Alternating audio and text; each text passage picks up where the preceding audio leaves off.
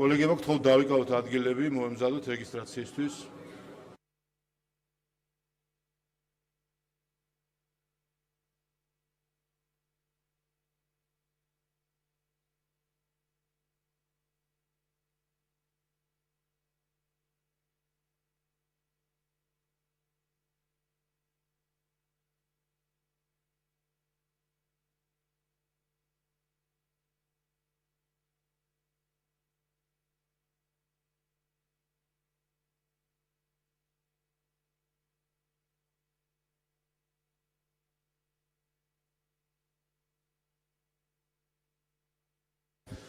მოემზადოთ რეგისტრაციისთვის, გთხოვთ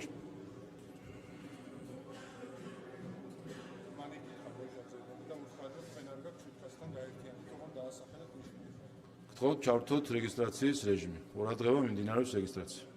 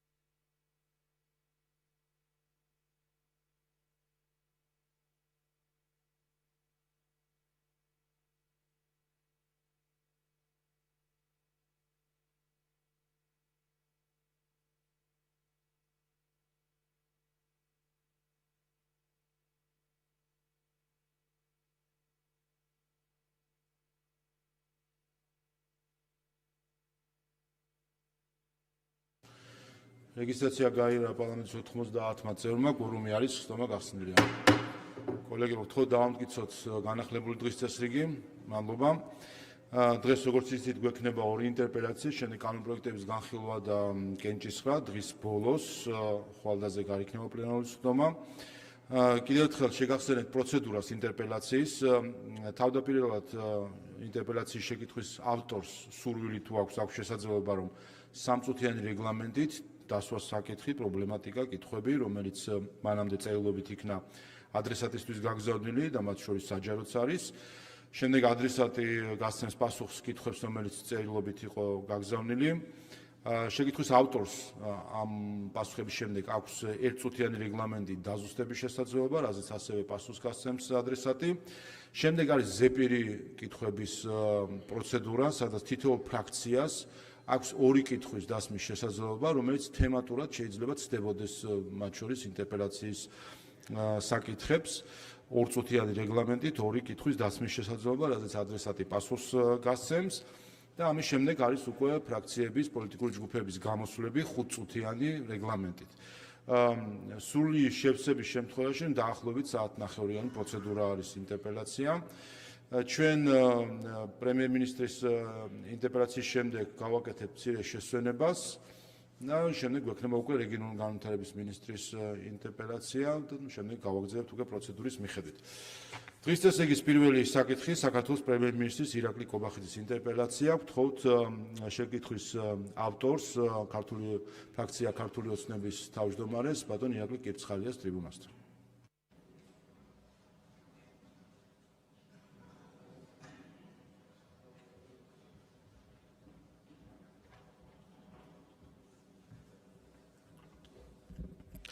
მოგესალმებით, კოლეგებო. მივესალმები საქართველოს პრემიერ-მინისტრს, ბატონ ირაკლი კობახიძეს, მივესალმები საქართველოს შინაგან საქმეთა მინისტრს, ბატონ გეგა გელაძეს. დიდი მადლობა მობრძანებისთვის და თქვენი დროისთვის. მეგობრებო, მოგეხსენებათ, უკანონო მიგრაცია თანამედროვე მსოფლიოს გამოწვევაა. სწორედ ამიტომ ხელისუფლების პოლიტიკა ამ მიმართულებით კაფეოა. ვინაიდან უკანონო მიგრაციასთან ეფექტური ბრძოლა უსაფრთხოების გამოწვევის ერთ-ერთი თავარი საკითხია. როგორც საკანონმდებლო ორგანო, ასევე აღმასრულებელი ხელისუფლება ურთიერთშეთანხმებით მუშაობს ამ გამოწვევის სწორად სამართავად.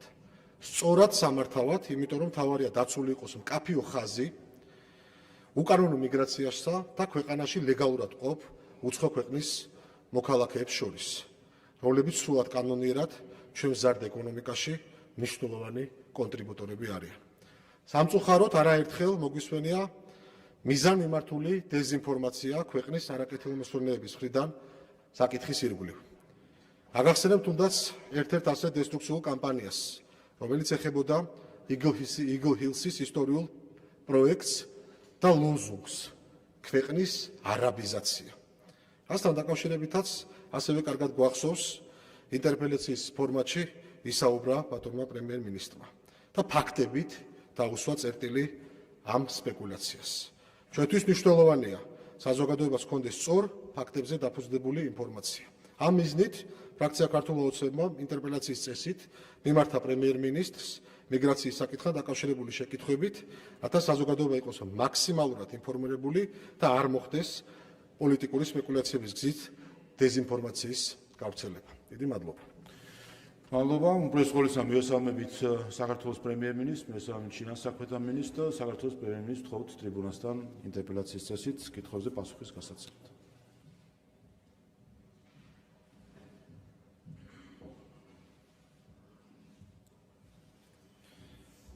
მოგესალმებით ბატონო პარლამენტის თავმჯდომარე, მოგესალმებით ძვირფასო პარლამენტის წევრებო, მოგესალმებით საქართველოს შინაგან განსაკუთრებათა მინისტრს, მთავრობის ადმინისტრაციის ხელმძღვანელს. მადლობა მინდა გადაგეხადოთ პირველ რიგში ძალიან მნიშვნელოვანი საკითხით დაინტერესებისთვის და მადლობა შეკითხვის ავტორებს.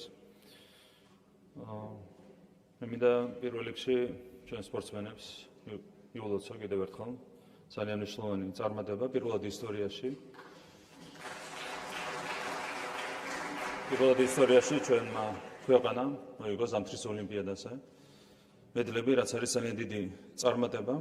გრძელდება ქართული სპორტის წარმატების ისტორია და განსაკუთრებული მადლობა, რა თქმა უნდა, ამ გამარჯვების თავარ შემოქმედებს, ლუკა ბერულავას და ანასტასია მედელკინას, ასევე მათ მწვრთნელებს. ეს არის კიდევ ერთხელ ვიტყვი ისტორიული გამარჯვება, დარწმუნებული ვარ, რომ ეს გახდება საწინდარი საამავლო ძალიან მნიშვნელოვანი წარმატებებისთვის სპორტის ამ სახეობაში და სპორტის ზამთრის სახეობებში. ასევე აქვე ვიტყვი, რომ ჩვენ გვქონდა დაწესებული პრემია საპრიზო ადგილებისთვის და თითო მედლისთვის და წყვილისთვის შესაბამისად დაწესებული იყო პრემია 500,000 ლარის ოდენობით. შესაბამისად თითოეული მიიღებდა 250,000 ლარს. ამ გამარჯვებისთვის ჩვენ მივიღეთ გადაწყვეტილება და თითოეული სპორტსმენი წყვილში მიიღებს 500,000 ლარს. გამომდინარე იქიდან, რომ ეს არის ისტორიული გამარჯვება, რომელიც მათ მოუტანეს ჩვენს ქვეყანას.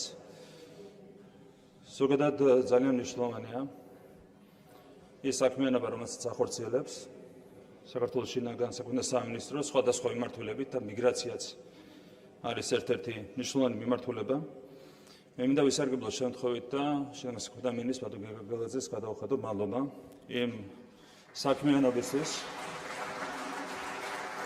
რომელიც მის ხელმძღვანელობით გასწია შინაგან განსაკუთრებათა სამინისტრომ გასული თვეების განმავლობაში. და შედეგები არის ნამდვილად შთამბეჭდავი სხვადასხვა მიმართულებით.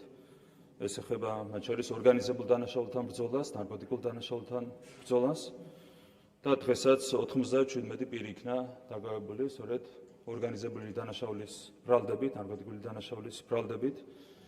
განსაკუთრებით ნარკოტიკული დანაშაული არის ნამდვილი სენი, რომელიც პრობლემაა, რა თქმა უნდა, ქვეყნისთვის. და ის შედეგები, რომლებიც გვაქვს ჩვენ გასული თვეების განმავლობაში, ნამდვილად გვაძლევს ოპტიმიზმის საფუძველს, რომ გვექნება ხელსისახები ცვლილებები, დადებით ცვლილებები ამ მიმართულებით. კიდევ ერთხელ მადლობა შინაგან განსაკუთრებათა მინისტრს გაწეული საქმიანობისთვის. და აქვე აღნიშნავ, რომ მიგრაციის მიმართულებითაც შინაგან განსაკუთრებათა სამინისტროს ბოლოდროინდელი შედეგები არის შთამბეჭდავი. რაც შეეხება კონკრეტულად ამ საკითხს, არის რა თქმა უნდა მაღალი საზოგადოებრივი ინტერესი და გასაკვირი არ არის, რომ საქართველოს პარლამენტის წევრებსაც გაქვთ განსაკუთრებული ინტერესი მიგრაციის საკითხის მიმართ. პირველ რიგში კიდევ ერთხელ ვეტყვი იმას, თუ როგორია საერთო მოცემულობა. როგორც მოგეხსენებათ, საქსტატის მონაცემების მიხედვით საქართველოს მოსახლეობა არის 3,914,000 ადამიანი. აქედან მაქსიმუმ 257,000 არის უცხოელი. რატომ ამბობთ მაქსიმუმს? საქსტატს არ აქვს დაზუსტებული მონაცემები, დაზუსტებული მონაცემები გამოქვეყნდება 25 ივნისამდე, 25 ივნისს უფრო სწორად. და მოსალოდნელია, რომ ეს მაჩვენებელი შემცირდება, გამომდინარე იქიდან, რომ არის, ასე ვთქვათ, გარკვეული ბუნდოვანება კონკრეტულ შემთხვევებში. მაქსიმალური რაოდენობა, კიდევ ერთხელ ვთქვათ, არის 257,000. რა განაპირობებს ზოგადად საქართველოში იმიგრაციას? არის რამდენიმე მნიშვნელოვანი ფაქტორი. პირველი, საქართველო არის ტურისტული ქვეყანა და ბუნებრივია ასეთ პირობებში რთულია მიგრაციული პროცესების მართვა, განსაკუთრებულ სირთულეებთან არის დაკავშირებული მიგრაციული პროცესების მართვა. თქვენ მოგახსენებათ, რომ განათლების სისტემა არის ასევე გახსნილი უცხოელებისთვის და საქართველოში დღეს სწავლობს 37,000 უცხოელი სტუდენტი. მესამე მნიშვნელოვანი ფაქტორი ეს არის შრომითი მიგრაცია. საქართველოში ძალიან ბევრი მიმართულებით არის სამუშაო ძალის სერიოზული დეფიციტი. და რომ არა უცხოელი მუშახელი, არაერთი პროექტის გაჩერება იქნებოდა აუცილებელი. გამომდინარე იქიდან, რომ ბაზარზე არ არის ქართული მუშახელი, რომელიც შესაბამის სფეროში იქნებოდა დასაქმებული, ასეთი ინტერესი არ არის. და რა თქმა უნდა, არალეგალური მიგრაცია არის ერთ-ერთი მნიშვნელოვანი ფაქტორი, რასთან დაკავშირებითაც განსაკუთრებული ძალისხმევა არის საჭირო და ამაზეც მოგვიანებით მოგახსენებთ. მივყვებით თითოეულ შეკითხვას. პირველი შეკითხვა ეხებოდა საერთო სტატისტიკას, უცხო ქვეყნის რამდენი მოქალაქე ცხოვრობს საქართველოში. როგორც უკვე გითხარით, მოსახლეობის საყოველთაო აღწერის მონაცემების თანახმად მაქსიმალური რაოდენობა არის 257,000 და დავაზუსტებ, რომ აქ შედის ყველა, მათ შორის არალეგალი მიგრანტი. აქ საუბარი არ არის მხოლოდ ლეგალურად საქართველოში მყოფ ადამიანებზე, 257,000-ში შედის მათ შორის არალეგალი მიგრანტების რაოდენობა. კიდევ ერთხელ ვეტყვი, რომ 25 ივნისს გამოქვეყნდება საერთო დაზუსტებული სტატისტიკა, თუმცა მანამდე შეგვიძლია ამ ზოგადი მაჩვენებლებით ვიხელმძღვანელოთ. მეორე შეკითხვას რაც შეეხება, როგორია საქართველოში მცხოვრები უცხოელების თანაფარდობა მოქალაქეობის ქვეყნის მიხედვით. მე უკვე საზოგადოებას გაუზიარე ინფორმაცია, რომელიც ეფუძნება საზღვრის კვეთის მონაცემებს და საზღვრის კვეთის მონაცემების თანახმად უცხოელების 70%-ზე მეტი არიან პოსტსაბჭოთა ქვეყნების მოქალაქეები, ან ევროკავშირის მოქალაქეები, ან ამერიკის შეერთებული შტატების, ან ისრაელის მოქალაქეები. ანუ 70%-ზე მეტი არიან პოსტსაბჭოთა ქვეყნებიდან, ევროკავშირის ქვეყნებიდან, ამერიკის შეერთებული შტატებიდან და ისრაელიდან. დანარჩენ ქვეყნებზე მოდის მიგრანტების დაახლოებით 30%. რაც შეეხება ბინადრობის ნებართვის გაცემის სტატისტიკას, საქართველოში ბინადრობის ნებართვა არის გაცემული 164 ქვეყნის 7,307 მოქალაქეზე. თავაზუსტებ იმთავითვე, რომ საქართველოში ყოფნის საფუძველი ერთ-ერთი საფუძველია ბინადრობის ნებართვა და მოგვიანებით შევახები საქართველოში ყოფნის სხვა საფუძვლებსაც. რაც შეეხება სტატისტიკას, უშუალოდ ბინადრობის ნებართვის მიმართულებით, რუსეთის ფედერაციის მოქალაქეები არიან 29,9%, 32,129 ადამიანი. აქ მინდა დავაზუსტო, რომ მათი დიდი ნაწილი არიან საქართველოს ყოფილი მოქალაქეები და ქართული გვარის მქონე პირები. ჩვენ ჩავხედეთ სტატისტიკას, საზღვრის კვეთის სტატისტიკას და გავარკვიეთ, რომ ეს მაჩვენებელი არის დაახლოებით 30%. ან რუსეთის მოქალაქეების 30%, რომლებიც უცხოელი სტატუსით იმყოფებიან საქართველოში, არიან რეალურად ქართველები. ეს არის ის სტატისტიკა, რომელსაც გვიჩვენებს ჩვენ საზღვრის კვეთის მონაცემები. მეორე ადგილზეა ინდოეთი, 23,930 პირზე არის გაცემული ბინადრობის ნებართვა და მათი უდიდესი უმრავლესობა არიან სტუდენტები, რომლებიც სწავლობენ საქართველოში. მესამე ადგილზეა აზერბაიჯანი 6,3%. აქაც უნდა ვივარაუდოთ, რომ მათი უდიდესი უმრავლესობა არიან საქართველოდან გასული აზერბაიჯანელები, რომლებიც ფლობენ დღეს სხვა ქვეყნის მოქალაქეობას, აზერბაიჯანის უპირატესად მოქალაქეობას და დაბრუნებული არიან საქართველოში. რაც შეეხება უკრაინას, 5,9%, 6,290 ადამიანია ასეთი, თუმცა დამატებით ბინადრობის ნებართვის გარეშე ჩვენი სამართლებრივი აქტებიდან გამომდინარე, ლტოლვილის რეალური სტატუსით საქართველოში ცხოვრობს დამატებით 25,000-მდე უკრაინელი. რომ მთლიანობაში უკრაინელების რაოდენობა საქართველოში არის 30,000-მდე, საიდანაც 6,290 აქვს ბინადრობის ნებართვა 25,000-მდე უკრაინელს ბინადრობის ნებართვის გარეშე აქვს მინიჭებული საქართველოში ყოფნის შესაძლებლობა.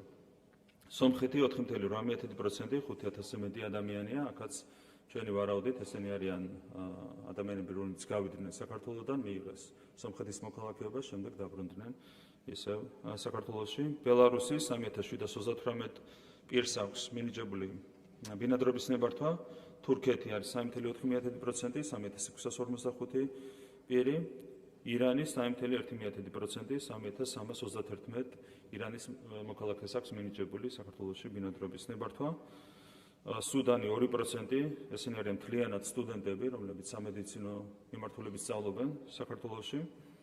ჩინეთი 1,9%, 2,000-ზე მეტი ჩინეთის მოქალაქეა, ესენი არიან ძირითადად სამუშაო ძალა, რომლებიც არსებითად ინფრასტრუქტურულ პროექტებზე არიან დასაქმებული. იორდანია 1,9%, 2,000-ზე მეტი იორდანიის მოქალაქეა საქართველოში, მათი უდიდესი უმრავლესობაც არიან სამედიცინო მიმართულების სტუდენტები. პაკისტანი 1,5%, 1,618 არის რაოდენობა და ისინიც არიან თითქმის მთლიანად სამედიცინო მიმართულების სტუდენტები, რომლებიც სწავლობენ საქართველოში. ანალოგიურად ეგვიპტე 1,2%, 1,341, აქაც თითქმის ყველა არის სამედიცინო სტუდენტი ჩვენს უნივერსიტეტებში. ამერიკის შეერთებული შტატები 1%, 1000 პირზე მეტი ასეთი და ამ შემდეგ. უკეთ ეს არის საერთო სტატისტიკა, რასაც ჩვენ ვადგენთ ბინადრობის ნებართვის გაცემის მაჩვენებლებიდან გამომდინარე. ანუ თლიანობაში ბინადრობის ნებართვით სარგებლობს საქართველოში 7,000-ზე მეტი უცხო ქვეყნის მოქალაქე. ჩვენი უხეში გაანგარიშებით და მინდა გითხრათ, რომ გააქტიურებულია მიგრაციის დეპარტამენტის მუშაობა და ჩვენ სავარაუდოდ დაახლოებით ერთ თვეში, მაქსიმუმ აპრილში გვექნება დაზუსტებული მონაცემები არალეგალურ მიგრაციასთან დაკავშირებით. ჩვენი წინასწარი მონაცემებით არალეგალი მიგრანტების რაოდენობა საქართველოში შეადგენს დაახლოებით 20,000. თუმცა კიდევ ერთხელ ვიტყვი, რომ დაახლოებით ორ თვეში მაქსიმუმ გვექნება დაზუსტებული მონაცემები. ანუ კიდევ ერთხელ 7,000 პლუს 20,000 ეს არის თლიანობაში 127,000. ამას ემატება დაახლოებით 125,000-მდე უკრაინის მოქალაქე, რომელიც ბინადრობის ნებართვის გარეშე იმყოფება საქართველოში, რჩება დაახლოებით 100,000 მიგრანტი ამის მიღმა. საიდან მოდის ეს მაჩვენებელი? საქართველოში 96 ქვეყნის მოქალაქეები სარგებლობენ ერთ წლამდე ვადით ბინადრობის ნებართვის გარეშე ყოფნის შესაძლებლობით. შემიძლია მოგვიანებით თუ იქნება ამის ინტერესი მოგახსენოთ უშუალოდ ამ ქვეყნების თაობაზე. უმეტეს შემთხვევაში ეს არის ევროპის ქვეყნები, ევროპის თითქმის ყველა ქვეყანა ერთის გამოკლებით სარგებლობს ამ პრივილეგიით საქართველოში. არა მარტო ევროკავშირის, არამედ ევროპის ყველა ქვეყანაზეა საუბარი. ამ პრივილეგიით სარგებლობს ასევე შუა აზიის ყველა ქვეყანა და ეგრეთ წოდებული ყურის ყველა ქვეყანა. დანარჩენი შემიძლია დავსწრებული მონაცემები გაგიზიაროთ. რაც შეეხება იმას, თუ როგორია საქართველოში ცხოვრები უცხოელების თანაფარდობა საქართველოში ყოფნის საფუძვლის და საქმიანობის მიხედვით, ჩავშლი თითოეულ კომპონენტს, თითოეული ბინადრობის ნებართვის სახეობას. სასწავლო ბინადრობის ნებართვით საქართველოში სარგებლობს 35,000 სტუდენტი. დამატებით 2,000 სტუდენტი იმყოფება სხვა საფუძვლით, სხვა ტიპის ბინადრობის ნებართვით საქართველოში, როგორც ვთქვი, 37,000 მთლიანობაში სტუდენტების რაოდენობა, აქედან 35,040 აქვს მინიჭებული სასწავლო ბინადრობის ნებართვა. სასწავლო ბინადრობის ნებართვის წილი საერთო მაჩვენებელში არის 32,75%. რაც შეეხება უშუალოდ განათლების სფეროს, რამდენად მნიშვნელოვანია საქართველოსთვის უცხოელი სტუდენტების ყოფნა საქართველოში, მინდა გაგიზიაროთ ეკონომიკური მონაცემები. ჩვენ უკვე ვისაუბრეთ იმაზე, რომ უცხოელი სტუდენტების წვლილი საქართველოს ეკონომიკაში არის 1,2 მილიარდი ლარი. 1,200 მილიონი ლარი შემოდის საქართველოს ეკონომიკაში უცხოელი სტუდენტების ყოფნის საფუძველზე. შესაბამისად, მხოლოდ ამის შედეგად ჩვენს ბიუჯეტში ყოველწლიურად შემოდის 300 მილიონი ლარი. მხოლოდ უცხოელი სტუდენტების ყოფნის შედეგად, რაც არის ძალიან დიდი მაჩვენებელი და ჩვენ ვფიქრობთ, რომ ამაზე უარისხმა არასწორი იქნება ქვეყნის ეკონომიკური ინტერესებიდან გამომდინარე. თქვენ გახსოვთ, რომ კონკრეტული სუბიექტები, მაგალითად USAID, წელიწადში $100 მილიარდ გვამადლიდა, რომელიც საერთოდ არ ხმარდებოდა სინამდვილეში ქვეყნის განვითარებას და მით უმეტეს არც ბიუჯეტში შემოდიოდა. მარტო უცხოელი სტუდენტებიდან წელიწადში შემოდის ბიუჯეტში, მხოლოდ ბიუჯეტში დაახლოებით $300 მილიონი. და უცხოელი სტუდენტების ხარჯზე საქართველოში არის შექმნილი 10,000-ზე მეტი სამუშაო ადგილი, ეკონომიკური მეთოდოლოგიით თუ დავთვლით 15,000-ზე მეტი უნდა იყოს. მხოლოდ უცხოელი სტუდენტების ხარჯზე შექმნილი სამუშაო ადგილების რაოდენობა ჩვენს ქვეყანაში. შესაბამისად, ვფიქრობთ, რომ აქ გადახედვის არც საჭიროება და არც მიზანშეწონილობა. რაც შეეხება ნებართვის მეორე კატეგორიას, ეს არის მუდმივი ცხოვრების ნებართვა, რომლითაც სარგებლობს საქართველოში 28,363 უცხოელი მოქალაქე, ეს არის 26,4% მთლიანად ბინადრობის ნებართვებში. დავაზუსტებ იმას, თუ ვინ იღებს საქართველოში მუდმივი ცხოვრების ნებართვას. ეს ნებართვა გაიცემა საქართველოს მოქალაქის მეუღლეზე, არასრულწლოვან შვილზე, არასრულწლოვანი მოქალაქის მშობელზე, მუდმივი ცხოვრების ნებართვა გაიცემა ასევე უცხოელზე, რომელიც დროებითი ბინადრობის ნებართვის საფუძველზე საქართველოში ცხოვრობდა ბოლო 10 წლის განმავლობაში. ეს არის საერთო მაჩვენებელი. ესენი არიან რეალურად უცხოელები, რომლებიც მჭიდროდ არიან დაკავშირებული ქვეყანასთან და საქართველოს მოქალაქეებთან არსებითად საუბარია უცხოელებზე, რომლებსაც ოჯახური კავშირი აქვთ საქართველოს მოქალაქეებთან, ასეთია, როგორც თქვა, 28,000-ზე მეტი უცხოელი მოქალაქე, რომელიც სარგებლობს მუდმივი ცხოვრების ნებართვით. შემდეგ ეს არის შრომითი ბინადრობის ნებართვა. 15,699 პირი სარგებლობს შრომითი ბინადრობის ნებართვით, წილი არის 14,6%, ამაზე მოგვიანებით ვისაუბრებ. როგორც უკვე თქვა, დასაქმების სფეროში არის სამუშაო ძალის სერიოზული დეფიციტი, როდესაც ბიზნეს ასოციაცია, საქართველოს ბიზნეს ასოციაცია ატარებს ხოლმე საკუთარი კვლევების პრეზენტაციას, ისინი პრობლემების სამეულში, ბიზნესის წინაშე არსებული პრობლემების სამეულში ასახელებენ სამუშაო ძალის დეფიციტს და მეორე არის მაღალკვალიფიციური სამუშაო ძალის დეფიციტი, როგორც ასეთი.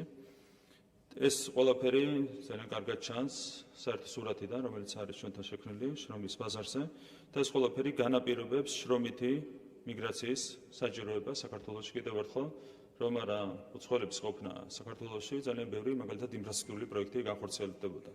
არის სერიოზული სამუშაო დეფიციტი სხვადასხვა მიმართულებით, ძირითადად ეს ხდება მშენებლობის სფეროს, თუმცა არა მარტო სტუმართმასპინძლობის სფეროში არის სამუშაო ძალის სერიოზული დეფიციტი. აქედან გამომდინარე, შრომითი მიგრაციის კუთხით საჭიროება ჩვენს ქვეყანაში არსებობს კიდევ ერთხელ 15,700 პირს დაახლოებით აქვს მიცემული შრომითი ბინადრობის ნებართვა.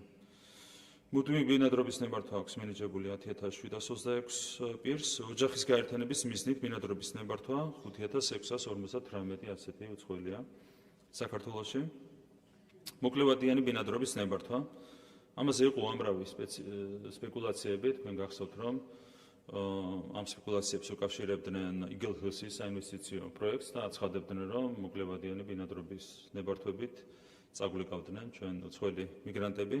მთლიანობაში გეტყვით, როგორი სტატისტიკა რას დაკავშირებულია მოკლევადიან ბინადრობის ნებართვასთან. მე შეგახსენებთ, რომ მოკლევადიან ბინადრობის ნებართვას იღებს პირი, რომელიც საქართველოში შეიძენს ისეთ უძრავ ქონებას, რომლის ღირებულება აღემატება $100,000 და ეს ზღვარი არის გაზრდილი $150,000-მდე, როგორც მოგეხსენებათ. მთლიანობის საქართველოში იმპერთა რაოდენობა, რომლებიც სარგებლობენ მოკლევადიანი ბინადრობის ნებართვით, არის 4,827 პირი. ან აქედანაც ძალიან კარგად ჩანს, თუ რამდენად სპეკულაციური იყო ის განცხადებები, რომლებიც უკავშირდებოდა მოკლევადიან ბინადრობის ნებართვას. ბინადრობის ნებართვა საქართველოს ყოფილი მოქალაქისათვის გაცემულია 2,716 პირზე, 2,5%-ია მათი ხვედრის წილი მთლიან სტატისტიკაში. სპეციალური ბინადრობის ნებართვა არის გაცემული 1952 პირზე. სპეციალური ბინადრობის ნებართვა გაიცემა უცხოელზე, რომლის შესახებაც არსებობს საფუძვლიანი ვარაუდი, რომ შეიძლება იყოს ტრაფიკინგის დანაშაულის ხერხი ან დაზარალებული, ან რეალურად თავშესაფარს ვაძლევთ ასეთ პირებს საქართველოში. საინვესტიციო ბინადრობის ნებართვა სულ არის გაცემული 1357 პირზე და ეს ნებართვის ეს კატეგორია გაიცემა იმ უცხოელზე ან მისი ოჯახის წევრზე, რომელმაც განახორციელა არანაკლებ $300,000 ინვესტიცია, ან რომელსაც საქართველოში აქვს საკუთრების უფლება უძრავნელზე, რომლის ღირებულება აღემატება $300,000. მუდმივი საინვესტიციო ბინადრობის ნებართვა არის გაცემული 646 პირზე. მოქალაქეობის არ ქონა პირის ბინადრობის ნებართვის გაგრძელება 223 პირი. IT ბინადრობის ნებართვა არის გაცემული 92 პირზე. სინამდვილეში IT სექტორში ბევრად მეტი უცხოელია დასაქმებული საქართველოში, თუმცა ჩამოყალიბებული პრაქტიკა არის ის, რომ ეს პირები იღებენ არა IT ბინადრობის ნებართვას, არამედ სტანდარტულ შრომით ბინადრობის ნებართვას, სასურველია რომ აქ მიმართულებით პრაქტიკა შეიცვალოს და დაიხვეწოს. უადო ბინადრობის ნებართვა 14 პირი, დროებით ბინადრობის ნებართვა 4 პირი. ეს არის საერთო სტატისტიკა, რაც საერთო სურათს გვიჩვენებს ბინადრობის ნებართვის სტატისტიკის თვალსაზრისით. რაც შეეხება იმ პირებს, რომლებიც შრომით საქმიანობას ახორციელებენ საქართველოში, შექმნილია ადგილობრივ შრომის ბაზარზე დასაქმებული უცხო ქვეყნის მოქალაქეების მონაცემთა სპეციალური ელექტრონული სისტემა, ელექტრონული ბაზა, სადაც რეგისტრირებულია ადგილობრივ დასაქმებელთან დასაქმებული 51448 შრომითი იმიგრანტი. გენდერულ სტატისტიკასაც მოგახსენებთ, 74% არის მამაკაცი, 26% არის ქალი.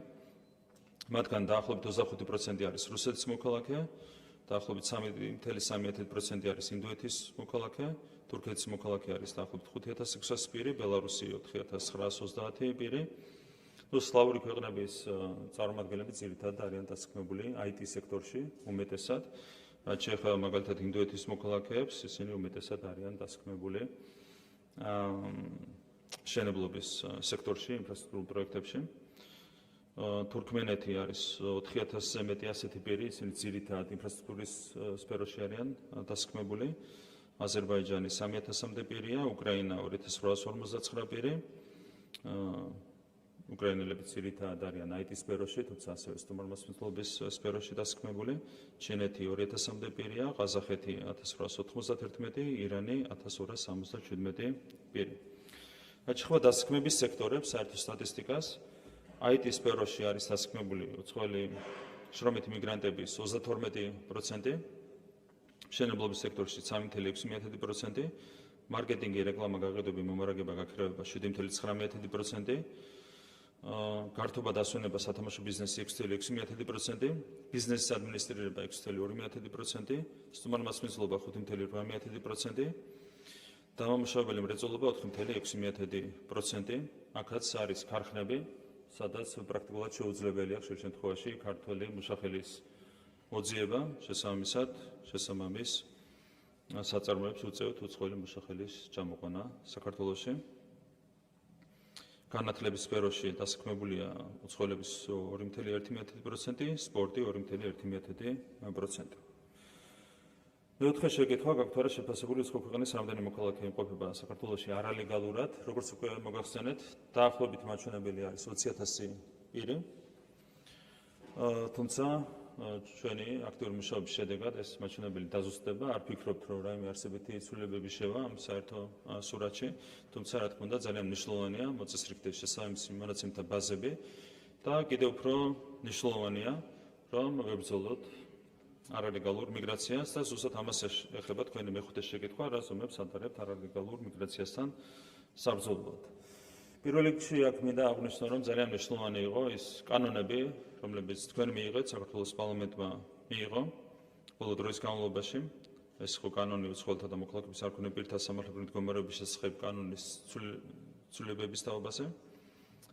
კანონი, რომელიც თქვენ მიიღეთ, სისხლის სამართლის კოდექსში შეტანილი ცვლილებები და ადმინისტრაციულ სამართალდარღვევათა კოდექსში შეტანილი ცვლილებები. გარდა ამისა, გამკაცრდა საიმიგრაციო კონტროლის ღონისძიებები და გამკაცრების საშუალებაც მოგვცა შესაბამისმა საკანონმდებლო ცვლილებებმა. კიდევ ერთხელ მინდა აღვნიშნო, რომ ჩვენ 2025 წელს გასული 12 თვის განმავლობაში გავაწევეთ იმაზე მეტი არალეგალი უცხოელი, ვიდრე გასული 10 წლის განმავლობაში. ანუ გადავასწარით გასული 10 წლის სტატისტიკას. თუმცა ეს არ არის საკმარისი. ჩვენი გეგმის მიხედვით კიდევ უფრო უნდა გაძლიერდეს არალეგალურ მიგრაციასთან ბრძოლა და 2026 წლის განმავლობაში ფიქრობთ, რომ ჩვენ მივახცევთ 4000-იან ნიშნულს. შესაბამისად მოხერხდება უცხოელი არალეგალი მიგრანტების დაახლოებით 20%-ის გაძევება მიმდინარე წლის განმავლობაში. ეს სავსებით რეალურია იმ ცვლილებებიდან გამომდინარე, რომლებიც ხორციელდება შინაგან საქმეთა სამინისტროს მიგრაციის დეპარტამენტში. რაც შეეხება სტატისტიკას, მოქალაქეობის მიხედვით, გაძევებულ არალეგალ მიგრანტებს მაქვს საუბარი. გაძევებულ პირთა 20.5% არიან ინდოეთის მოქალაქეები, 12.9% თურქეთის მოქალაქეები, 12% ირანის მოქალაქეები, 7.5% ჩინეთის მოქალაქეები, 5.6% რუსეთის ფედერაციის მოქალაქეები. ეს არის საერთო სტატისტიკა გაძევების მიმართულებით. ასევე მნიშვნელოვანი იყო ის ცვლილებები, რომლებიც განხორციელდა კანონმდებლობაში პასუხისმგებლობის გამკაცრების მიმართულებით საუბარია შესაბამისი კანონმდებლობის დარღვევაზე, გათვალისწინებულ პასუხისმგებლობაზე, როგორც მოგეხსენებათ, მაქსიმალური ჯარიმა იყო 360 ლარი და ასეთ პირობებში იყო დიდი ცდუნება იმისა, რომ ადამიანს გასაკუთრებული რისკის გარეშე ჩაედინა შესაბამისი სამართალდარღვევა. ახალი კანონმდებლობის მიხედვით, როგორც მოგეხსენებათ, დადგენილია გაზრდილი ჯარიმები 1000-დან 3000 ლარამდე და ამასთან ერთად, ფულად ჯარიმებთან ერთად დაწესებულია შემოსulis აკრძალვა შესაბამისი სამართალდარღვევის ჩამდენ უცხოელებზე და გამომდინარე სამართალდარღვევის შინაარსიდან 6 თვიდან 3 წლამდე შემოსulis აკრძალვა არის გათვალისწინებული შესაბამისი პასუხისმგებლობის ომის სახით. და ასეთი აკრძალვა გასული წლის 1 ოქტომბრიდან შემოსulis აკრძალვა დაუწესდა 2331 პირს. ასევე ცალკე არის დადგენილი შესაბამისი პასუხისმგებლობა სისხლის სამართლის დანაშაულის შემთხვევაში, მნიშვნელოვანია, რომ აქაც კრიმინალიზაცია მოხდა მთელი რიგი სამართალდარღვევების. გაძევება და შემოსulis აკრძალვა ასეთი სისხლის სამართლის დანაშაულისთვის არის გათვალისწინებული შემოსulis აკრძალვა 2-დან 20 წლამდე ვადით გამომდინარე სამართალდარღვევის კატეგორიიდან. ასეთი ზომა შეეფარდა საჩელის სახით 52 პირს საქართველოში 1 ოქტომბრიდან მოყოლებული. რაც შეეხება ადმინისტრაციული სამართალდარღვევის ჩადენის შემთხვევაში პირის გაძევებას და შემოსulis აკრძალვას, ასეთი ზომა შეეფარდა 22 პირს 1 ოქტომბრიდან მოყოლებული. ძალიან მნიშვნელოვანია თავშესაფრის სისტემის ბოროტად გამოყენების პრევენცია. ზოგადად საგრძნობლად გაიზარდა თავშესაფრის მაძიებელთა რაოდენობა და მუდმივად მზარდია ეს მაჩვენებლები. ყოველწლიურად შემოდის საშუალოდ 1200-ზე მეტი განაცხადი შინაგან საქმეთა სამინისტროში. 2025 წელს შემოვიდა 1352 განაცხადი თავშესაფრის მიღებაზე. რაც შეეხება სტატისტიკას, ქვეყნების ხუთეულის შემდეგნაირად გამოიყურება თურქეთი 226 პირი, ინდოეთი 219 პირი, უკრაინა 150 პირი, ირანი 115 პირი, პაკისტანი 116 პირი. მიღებული იქნა ახალი კანონი საერთაშორისო დაცვის შესახებ და ამ კანონით, მადლობა თქვენ კიდევ ერთხელ ამისათვის, მაქსიმალურად შეიზღუდა ბოროტა სარგებლობის შესაძლებლობა. უმეტეს შემთხვევაში აშკარად საფუძვლის გარეშე ითხოვენ თავშესაფარს უცხოელი მიგრანტები და ძალიან მნიშვნელოვანია, რომ ჩვენ აქ გქონდეს სათანადო რეაგირების საშუალება, დაინერგა სკრინინგის მექანიზმი, დაინერგა ასევე უსაფრთხო მესამე ქვეყნის კონცეფცია, რაც გვაძლევს იმის საშუალებას, რომ მარტივი დაჩქარებული პროცედურების საფუძველზე უთხრათ უარი იმ პირებს თავშესაფარზე, რომლებსაც რეალური საფუძველი არ აქვთ, აშკარად არ აქვთ, გაფართოვდა განცხადების დაჩქარებული წესის განხილვის შესაძლებლობა და რაც ძალიან მნიშვნელოვანია, დაინერგა განცხადების უშუალოდ საზღვარზე განხილვის პროცედურა. არის ხოლმე შემთხვევები, როდესაც უცხოელები ცდილობენ საქართველოში შემოსვლას, თავშესაფრის მიღებას, ისე რომ აშკარად არ აქვთ არავითარი საფუძველი ამისათვის და ახალი რეგულაციები გვაძლევს იმის საშუალებას, რომ უკვე საზღვარზე გააუბრუნდეთ შესაბამისი პირები ქვეყნიდან. იმ პირთა 77%-ს, რომელთა ჩარშან მიენიჭათ საერთაშორისო დაცვა, შეადგენენ უკრაინელები, გასაგებია მიზეზი უკრაინაში მიმდინარე ომის გამო. სულ მთლიანობაში დაკმაყოფილებულ განცხადებებში უკრაინელების წილი არის 52%. ანუ თავშესაფარ მიცემულ პირებს შორის 52% არიან უკრაინის მოქალაქეები. ძალიან მნიშვნელოვანია, რომ თქვენს მიერ მიღებული კანონით გამკაცრდა საქართველოში უცხოელების დასაქმების პირობები და მთელი რიგი შეზღუდვები დაწესდა. ძალიან მნიშვნელოვანია ბუნებრივი ამ კანონმდებლობის სათანადო დასრულება და რა თქმა უნდა ეს არის ჩვენი პასუხისმგებლობა და ამას თავიდან ბოლომდე ვუსრულყოფთ. ძალიან მნიშვნელოვანი იყო ის ცვლილებები, რომლებიც განხორციელდა შინაგან საქმეთა სამინისტროში მიგრაციის დეპარტამენტის ინსტიტუციური და ინფრასტრუქტურული გაძლიერების კუთხით. ჩვენ რამდენიმე დღის წინ მოვინახულეთ მიგრაციის დეპარტამენტის სრულიად ახალი შენობა, ახლა დაშენებული შენობა. გვაქვს ახალი მატერიალურ-ტექნიკური ბაზა, რომელთაც არის მიგრაციის დეპარტამენტი უზრუნველყოფილი და ასევე მინდა მოგახსენოთ, რომ რამდენჯერმე გაიზარდა თანამშრომლების რაოდენობა, სულ 9 თანამშრომელი იყო დაკავებული მიგრაციის საკითხებით. გასაგებია, რომ ასეთ პირობებში რთული იყო შედეგების მიღწევა, რამდენჯერმე გაიზარდა ეს მაჩვენებელი, რაც მოგვცემს უკანონო მიგრაციასთან ეფექტიანად ბრძოლის შესაძლებლობას. ასევე მუდმივ რეჟიმში მიმდინარეობს სასაცხოვრო პოლიციის ტექნიკური აღჭურვილობის მოდერნიზაცია, რაც ასევე მნიშვნელოვანია ბუნებრივი უკანონო მიგრაციასთან საბრძოლოდ. რაც შეეხება სამომავლო გეგმებს, მზადდება მთელი რიგი საკანონმდებლო ინიციატივები აქ დეტალებში ჯერ არ შევავთ, თქვენი ნებართვით. როდესაც გვექნება უკვე პაკეტი მზად, ამის შემდეგ მოგახსენებთ დეტალების თაობასა და წარმოგიდგენთ შესაბამის პაკეტს. ძალიან მნიშვნელოვანია სასწავლო ბინადრობის ნებართვის ბოროტად გამოყენების პრევენცია. ამ მიმართულებით იყო ჩამოყალიბებული პრობლემური პრაქტიკა, იყო არაერთი შემთხვევა, როდესაც რეალურად პირი არ იმყოფებოდა სწავლის მიზნით საქართველოში და მათზე მაინც გაიცებოდა ბინადრობის ნებართვა. ასეთი შემთხვევები იქნება მინიმუმამდე დაყვანები, მაქსიმალურად გამკაცრდება პოლიტიკა ამ კუთხით. დაიხვეწება უცხოელების მონაცემთა ბაზა, ჩვენი სურვილია და მიზანია, უბრალოდ შევქმნათ სრულფასოვანი მონაცემთა ბაზა, სადაც აისახება მონაცემები საქართველოში ყოფი ყველა უცხოელის შესახებ და ბუნებრივია ეს არის ძალიან მნიშვნელოვანი ზომა, რომელიც ჩვენ გვაძლევს უკანონო მიგრაციასთან ბრძოლის შესაძლებლობას. ზოგადად უკანონო მიგრაციასთან ბრძოლა არის მუდმივი პროცესი და რა თქმა უნდა ჩვენ ამ ყველაფერს უნდა შევხვდეთ მომზადებული და ზუსტად ამას ემსახურება ის ცვლილებები, საკანონმდებლო თუ პრაქტიკული ცვლილებები, რომელიც ბოლო პერიოდში განხორციელდა მთლიანად სისტემაში. რაც შეეხება მეექვსე შეკითხვას, რა მიგრაციული გავლენა შეიძლება ჰქონდეს უძრავი ქონების სფეროში ბოლო პერიოდში დაანონსებულ მსხვილ პროექტებს. აქაც გახსოვთ, რომ იყო უამრავი სპეკულაცია. ძირითადად ეს სპეკულაციები უკავშირდებოდა კომპანია იგელჰელსის უპრეცედენტო ინვესტიციას, რომელიც ხორციელდება საქართველოში. როგორც მოგეხსენებათ, საქართველოში დაეგმილია 16,000 ბინის რეალიზაცია ამ პროექტის ფარგლებში და უკვე დასრულდა წინასწარი გაყიდვები და ეს სტატისტიკა, რაც გვაქვს, უკვე გვიჩვენებს იმას, თუ რამდენად სპეკულაციური იყო კამპანიები, რომელიც ამ საინვესტიციო პროექტს უკავშირდებოდა. მთლიანობაში გაიყიდა 257 ბინა, საიდანაც 157 ბინა იყიდეს საქართველოს მოქალაქეებმა.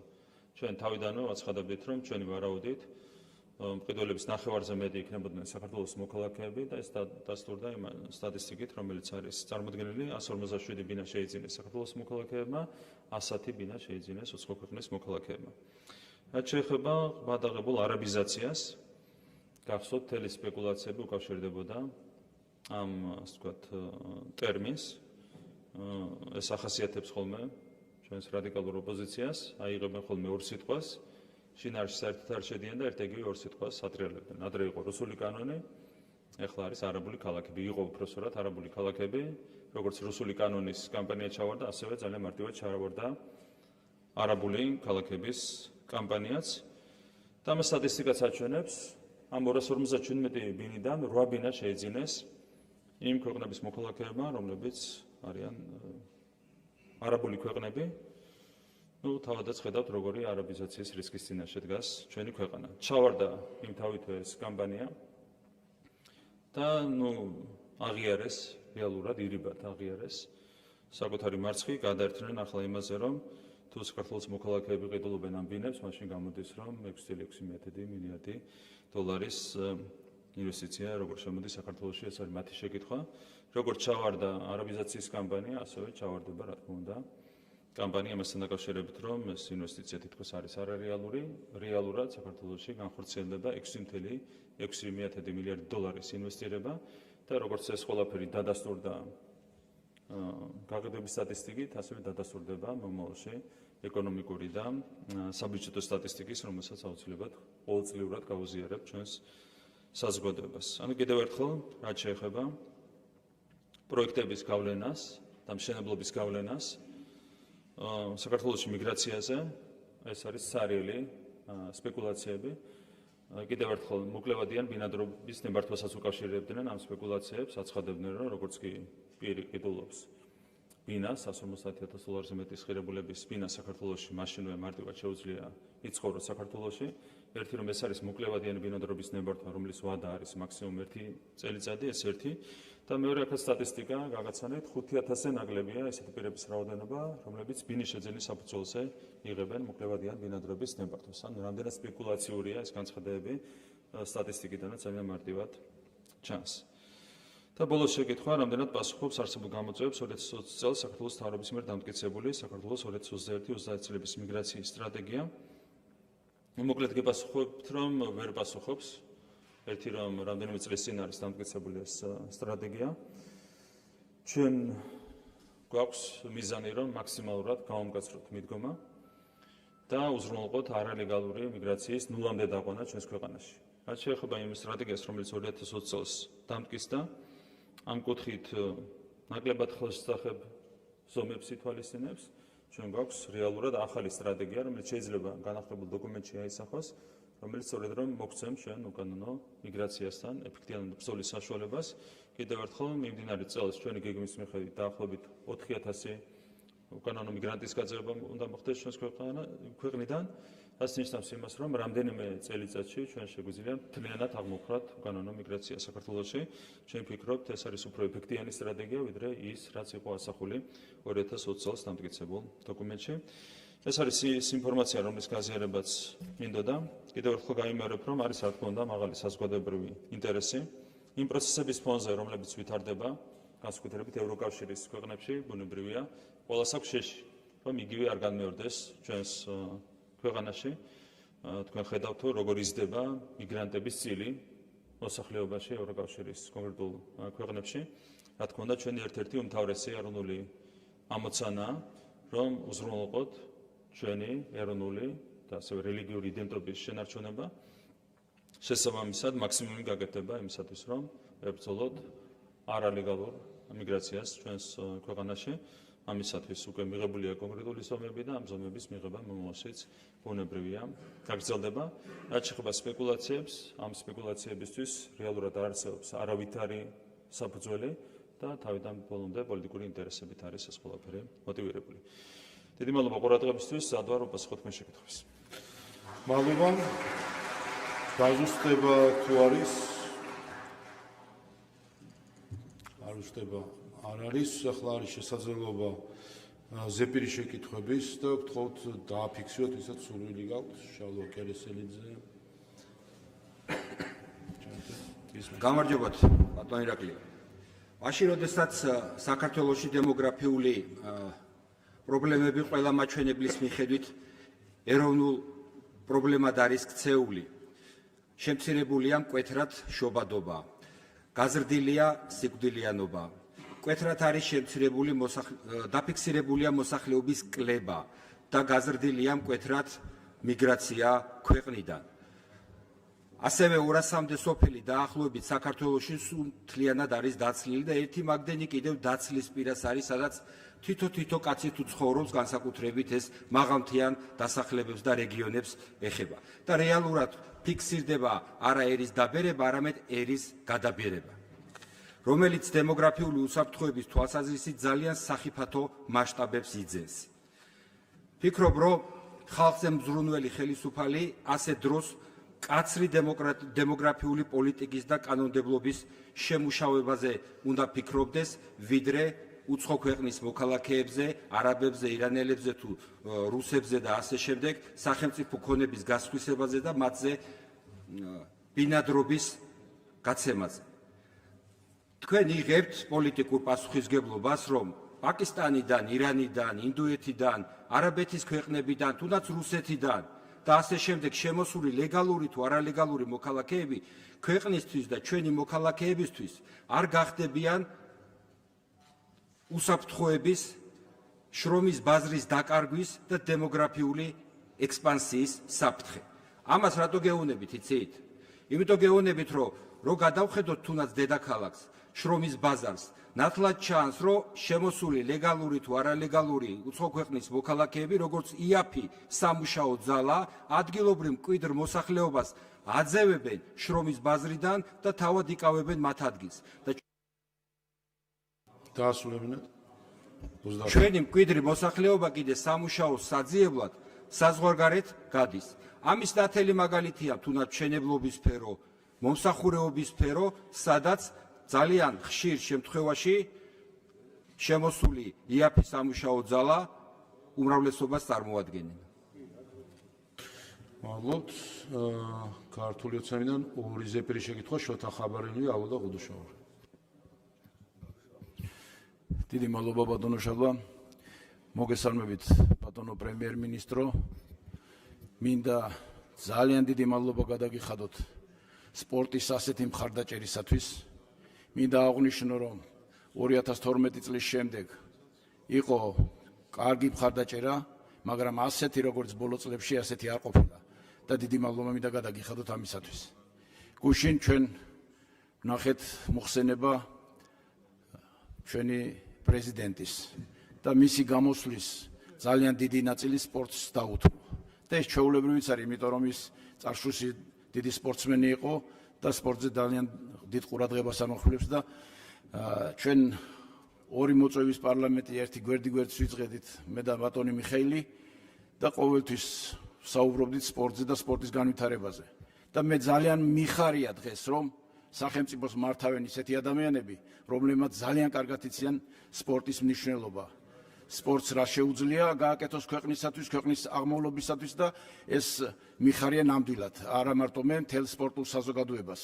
ისიც რომ პრიორიტეტია გამოცხადებული სპორტის საქართველოში, ეს ძალიან ბევრ რამეს ნიშნავს. ახლა მინდა შევეხო ჩვენი სპორტსმენების ზამთრის სპორტის სახეობაში გამოსვლას. ეს იყო უპრეცედენტო შემთხვევა, პირველად ოლიმპიურ თამაშებზე ქართველმა სპორტსმენებმა მოიპოვეს ვერცხლის медали. ჩვეულებრივი ამბავია, როდესაც სახელმწიფო ასეთ მხარდაჭერას უცხადებს სპორტსმენებს, ესეთ შედეგებს უნდა ველოდეთ. ჩვენ 2025 წლის პერიოდში, როდესაც ჩატარდა საქართველოში ოლიმპიური თამაშები ახალგაზრდებში, იქაც ყავდა ჩემპიონი და ეს იყო დასაწყისი. დაგვიტოვა მემკვიდრეობით ამ თამაშებმა საქართველოში აშენდა ორი უდიდესი მსოფლიო მნიშვნელობის ყინულის დარბაზი. ბიატლონის ტრასა, რომელიც ექსპერტებისგან დაასრულებინეთ. შეფასებული ერთ-ერთ საუკეთესოდ მსოფლიოში. სათხილამურო ტრასები. ჩვენ გვაქვს უნიკალური პირობები იმისათვის, რომ ზამთრის სპორტის სახეობა განვითარდეს. ჩვენ წარმატებები გვაქვს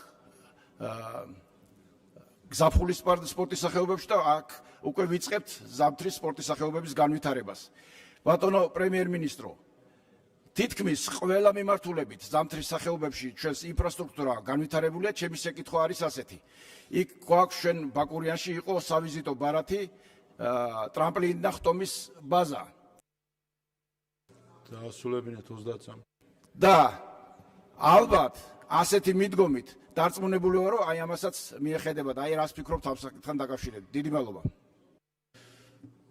მადლობთ. მეორე შეკითხვა ფრაქცია საქართველოსი ქეთევან ბაკარაძე. მოგესალმებით. კითხვა არის შემდეგი. როგორი უნდა იყოს საქართველოს დემოგრაფიული პოლიტიკა და რა უნდა გაკეთდეს იმისათვის, რომ შექმნილი მძიმე ვითარება გამოსწორდეს.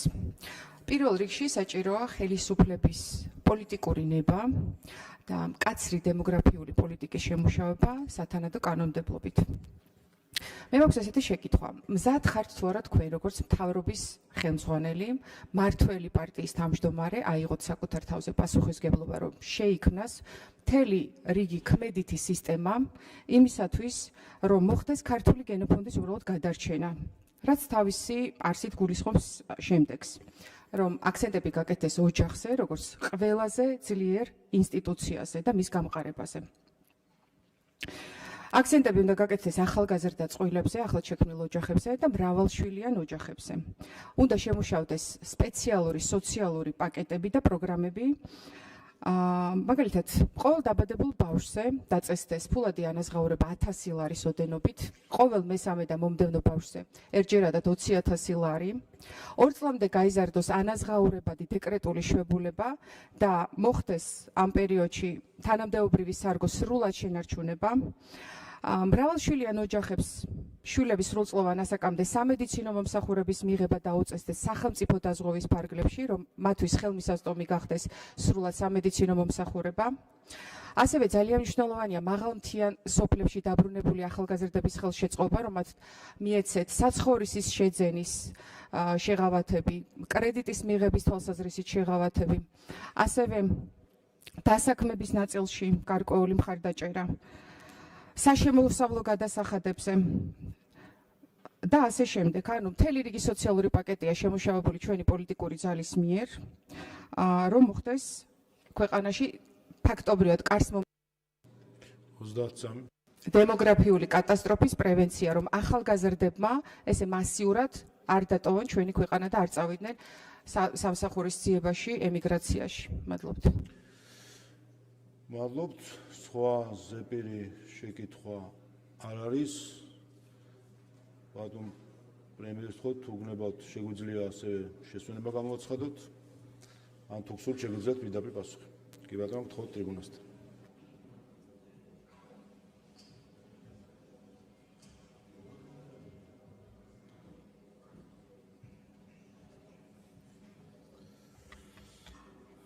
მადლობა დაზუსტებისთვის, შეკითხვებისთვის. რაც შეეხება საერთო ვითარებას, რაც უკავშირდება დემოგრაფიას, თქვა დემოგრაფია არის ჩვენი ქვეყნის ერთ-ერთი უმთავრესი გამოწვევა, ეს იმთავითვე შეიძლება ითქვას. ჩვენ გვაქვს დადებითი დინამიკა პრაქტიკულად ყველა მიმართულებით, ეს ეხება ეკონომიკურ მაჩვენებლებს პირველ რიგში და შეიძლება ერთ შეხედვით არსებობდეს ასეთი განცდა, რომ თუ ეკონომიკა სწრაფად იზრდება, ეს პირდაპირ უნდა ისახოს დემოგრაფიული მაჩვენებლების გაუმჯობესებაზე, თუმცა ეს სამწუხაროდ ასე არ არის და ამას გვიჩვენებს საერთაშორისო პრაქტიკაც. როგორც ესე პირიქით არის ხოლმე, როდესაც უმჯობესდება კეთილდღეობის დონე ამა თუ იმ საზოგადოებაში, ეს პირიქით განაპირობებს ხოლმე დემოგრაფიული ტენდენციების გაუარესებას.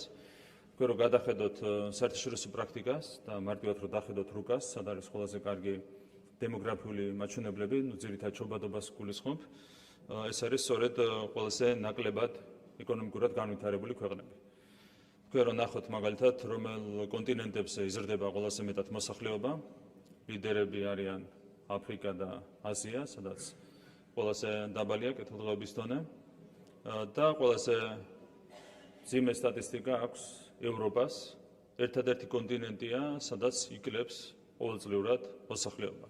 ამ დროს თქვენ მოგახსენებათ, რომ ევროპა სხვა კონტინენტებთან შედარებით გამოირჩევა კეთილდღეობის უფრო მაღალი დონით. ანუ სამწუხაროდ ეს თანაფარდობა არსებობს, ერთგვარი სამწუხარო რეალობაა, რომ რაც უფრო მაღალია კეთილდღეობის დონე, მით უფრო მძიმდება ხოლმე დემოგრაფიული ტენდენციები. აქედან გამომდინარე, ეკონომიკური ზრდის იმედად ვერ ვიქნებით, თუმცა, რა თქმა უნდა, საჭიროა კონკრეტულ ზომებზე ფიქრი, რომლებიც ხელშეუწყობს დემოგრაფიული პროცესების გაუმჯობესებას. გვაქვს კიდევ ერთხელ, რა თქმა უნდა, უარყოფითი მაჩვენებლები შობადობის ნაწილში.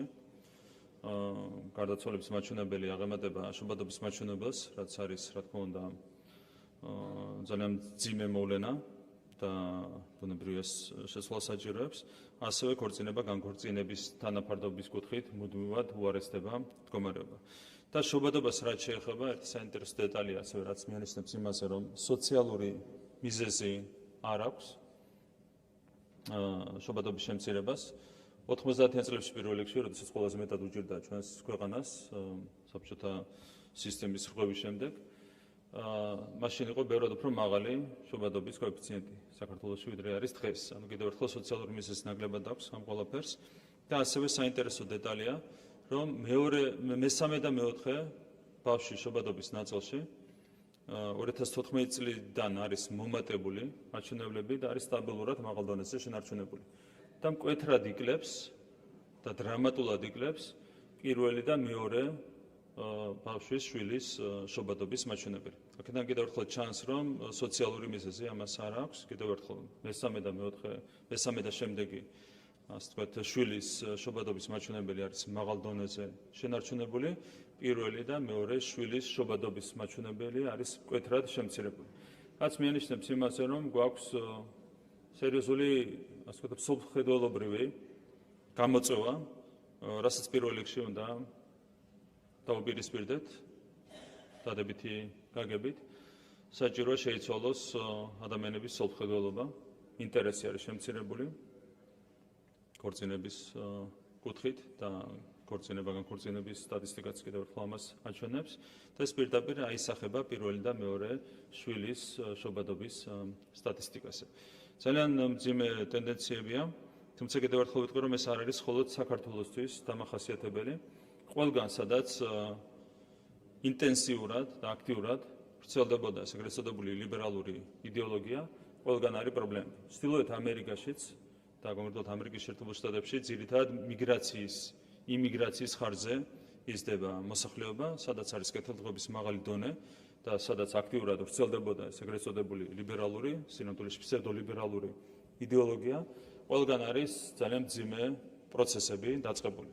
თქვენ გახსოვთ ეს ეგრეთ წოდებული გენდერული პოლიტიკა, LGBT პროპაგანდა და ეს შემდეგ, ამას დაუპირისპირდა სწორედ საქართველოს პარლამენტის მიერ მიღებული კანონი, ამ კანონთან დაკავშირებითაც ხედავთ, რამხელა კრიტიკა წამოვიდა. როგორც ადგილობრივი რადიკალური ოპოზიციის, ისე მათი უცხოელი მხარდამჭერების მხრიდან.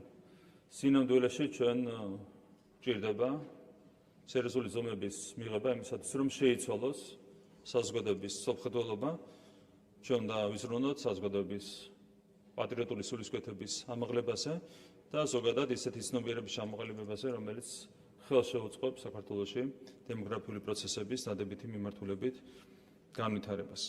რაც შეეხება საერთო სტატისტიკას, განზრდილია თუ შემცირებულია მოსახლეობა და არის თუ არა შეცვლილი უარყოფითისკენ ეს ტენდენციები და ჩვენ შეგვიძლია შევადაროთ 2012 წლის შემდეგ არსებული დინამიკა, მანამდე არსებულ დინამიკას. 2003 წელს საქართველოს მოსახლეობა იყო 3.965.000, 3.966.000 და შემცირდა 3.739.000-მდე. დაახლოებით 226.000-ით შემცირდა მოსახლეობის რაოდენობა 2003 წლიდან 12 წლამდე საქართველოში. როგორც მოგეხსენებათ, საქსადმა ჩაატარა მოსახლეობის საყოველთაო აღწერა და კიდევ ერთხელ გაიმეორებ, რომ საქართველოს მოსახლეობის რაოდენობა შეადგენს 3.914.000. აქ ბოლომდე რომ ვთქვათ, სიმართლე მნიშვნელოვანწილად მოსახლეობის რაოდენობის ზრდა დაკავშირებულია იმიგრაციასთან, იმიტომ როგორც თქვით, დღევანდელი მაჩვენებელი არის 257.000-მდე და მანამდე ეს მაჩვენებელი იყო ნაკლები, სადღაც ალბათ 150.000-მდე. თუმცა საქართველოს მოქალაქეების ნაწილშიც არის დადებითისკენ შეცვლილი ტენდენცია. ვერ ვიტყვი, რომ დადებითია ტენდენცია, მაგრამ დადებითი მიმართულებით არის შეცვლილი. თუმცა ჩვენ ამით თავს ვერ დავიმშვიდებთ. ჩვენთვის მნიშვნელოვანია, რომ ის პრობლემური ტენდენციები, რომელიც არის ჩამოყალიბებული შობადობის მიმართულებით, განქორწინების მიმართულებით, რადიკალურად შევცვალოთ. რა თქმა უნდა, ამ კუთხით ჩვენ შეგვიძლია განვიხილოთ მათ შორის ფინანსური პრივილეგიების დაწესების საკითხი და ასეთი ზომები მიღებული იქნა გასული წლების განმავლობაში. არის კონკრეტული ქვეყნები, რომლებიც საკმაოდ დიდი ინვესტიციებს ხდებენ ოჯახის საკითხებში, ზოგადად, მათ შორის შობადობის საკითხებში. უნგრეთი არის ამის ერთ-ერთი მაგალითი, რომელიც მთლიანობაში საკუთარი ეკონომიკის 5-დან 6%-მდე დებს ყოველწლიურად ოჯახის საკითხებში. თუმცა უნგრეთმაც კი ვერ შეძლო ნულოვან ნიშნულამდე ასვლა. ანუ იქაც მთლიანობაში საერთო დემოგრაფიული მაჩვენებლები არის ჯერ კიდევ კვლავაც მინუსში. კიდევ ერთხელ უფრო მეტად სოფლმხედველობრივი საფუძველი აქვს იმ ტენდენციებს, რომელიც არის ჩამოყალიბებული, ვიდრე ფინანსური და ეკონომიკური. ამიტომ კარგად არის კომპლექსურად ყველაფერი გასააზრებელი იმისათვის, რომ ჩვენ გავატაროთ ისეთი ზომები, რომლებიც რეალურად მოგცემს ხელშეუხლებ შედეგებს დემოგრაფიის ნაწილში. რაც შეეხება შრომის ბაზარს. რა თქმა უნდა, ჩვენი პოლიტიკა აქ უნდა იყოს ძალიან მკაფიო, სადაც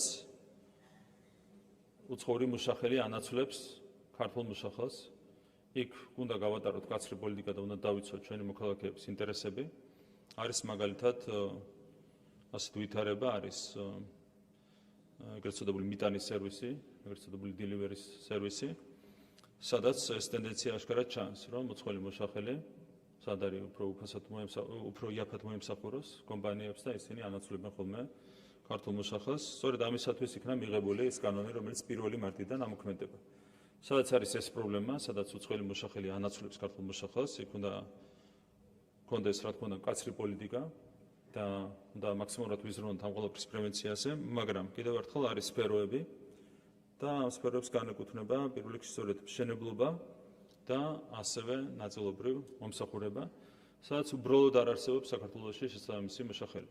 თქვენ შეგიძლიათ გითხოთ მშენებლებს, შეგიძლიათ გითხოთ ასევე თუნდაც სასტუმროების მფლობელებს და ამ შემდეგ ერთ-ერთი უმთავრესი პრობლემა მათთვის არის საქართველოში მოშახელის მოძიება.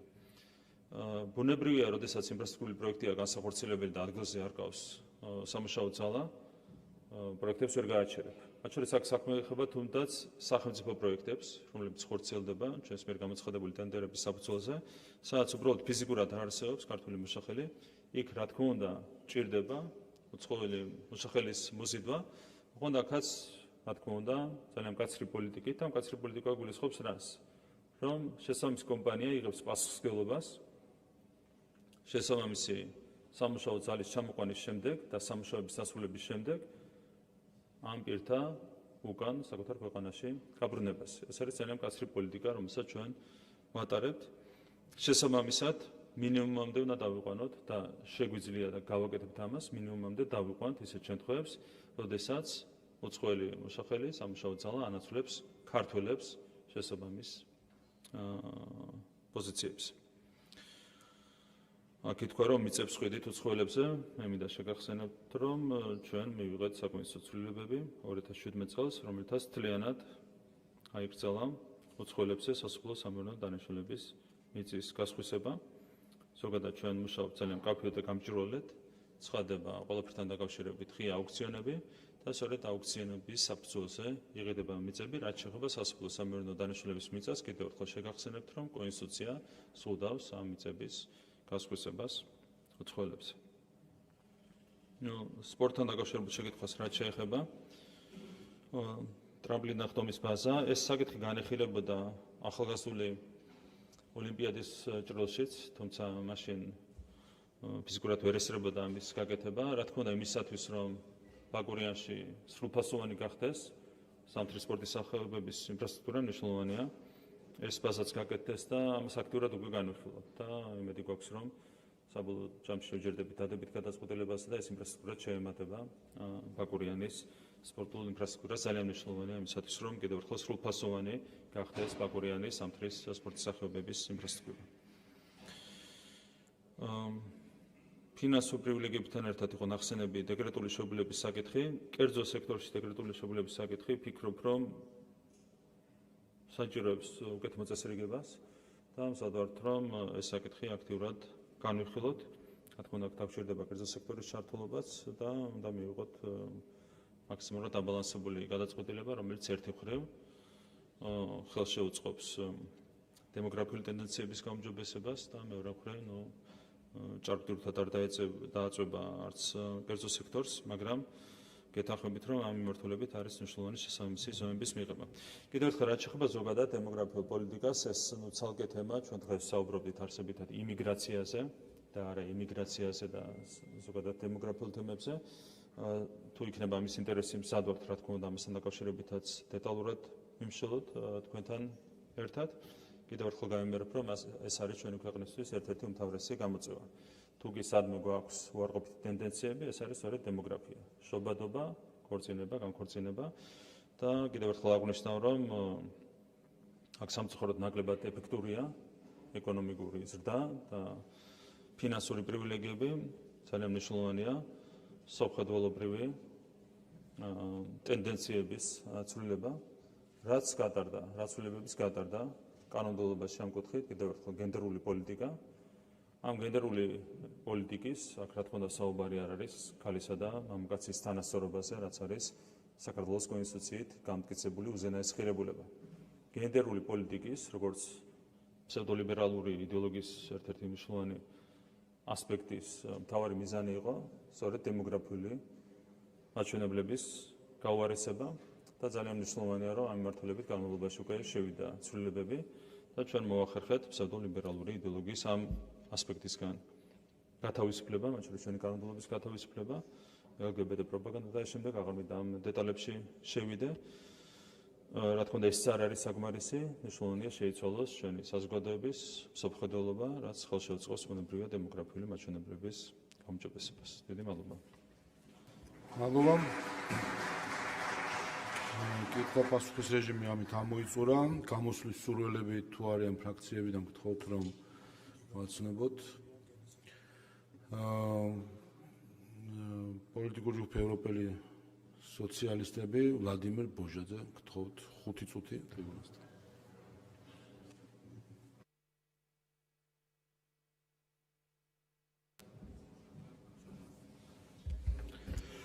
დიდი მადლობა ბატონ თავმჯდომარეო, მივესალმები საქართველოს პრემიერ-მინისტრს, მივესალმები საქართველოს შინაგან საქმეთა მინისტრს, მივესალმები და დაბადების დღეს მიუღოთ მთავრობის ადმინისტრაციის უფროსს, მოგესალმებით კოლეგებო.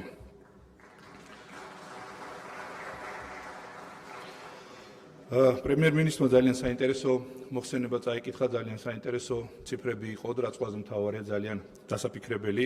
მნიშვნელოვანია, რომ სახელმწიფო აცნობიერებს იმ საფრთხეს, რომელიც უკავშირდება უკანონო მიგრაციას და საქართველოს პარლამენტმა მიიღო აღნიშნული კანონმდებლობა, რომელსაც რა თქმა უნდა მხარი დაუჭირა ჩვენმა პოლიტიკურმა ჯგუფმა და მომავალში ის კანონპროექტების პაკეტი, რომელიც იქნება წარმოდგენილი საქართველოს მთავრობის მხრიდან, სათავარ ჩავერთოთ განხილვის პროცესში და რა თქმა უნდა მხარი დაუჭიროთ.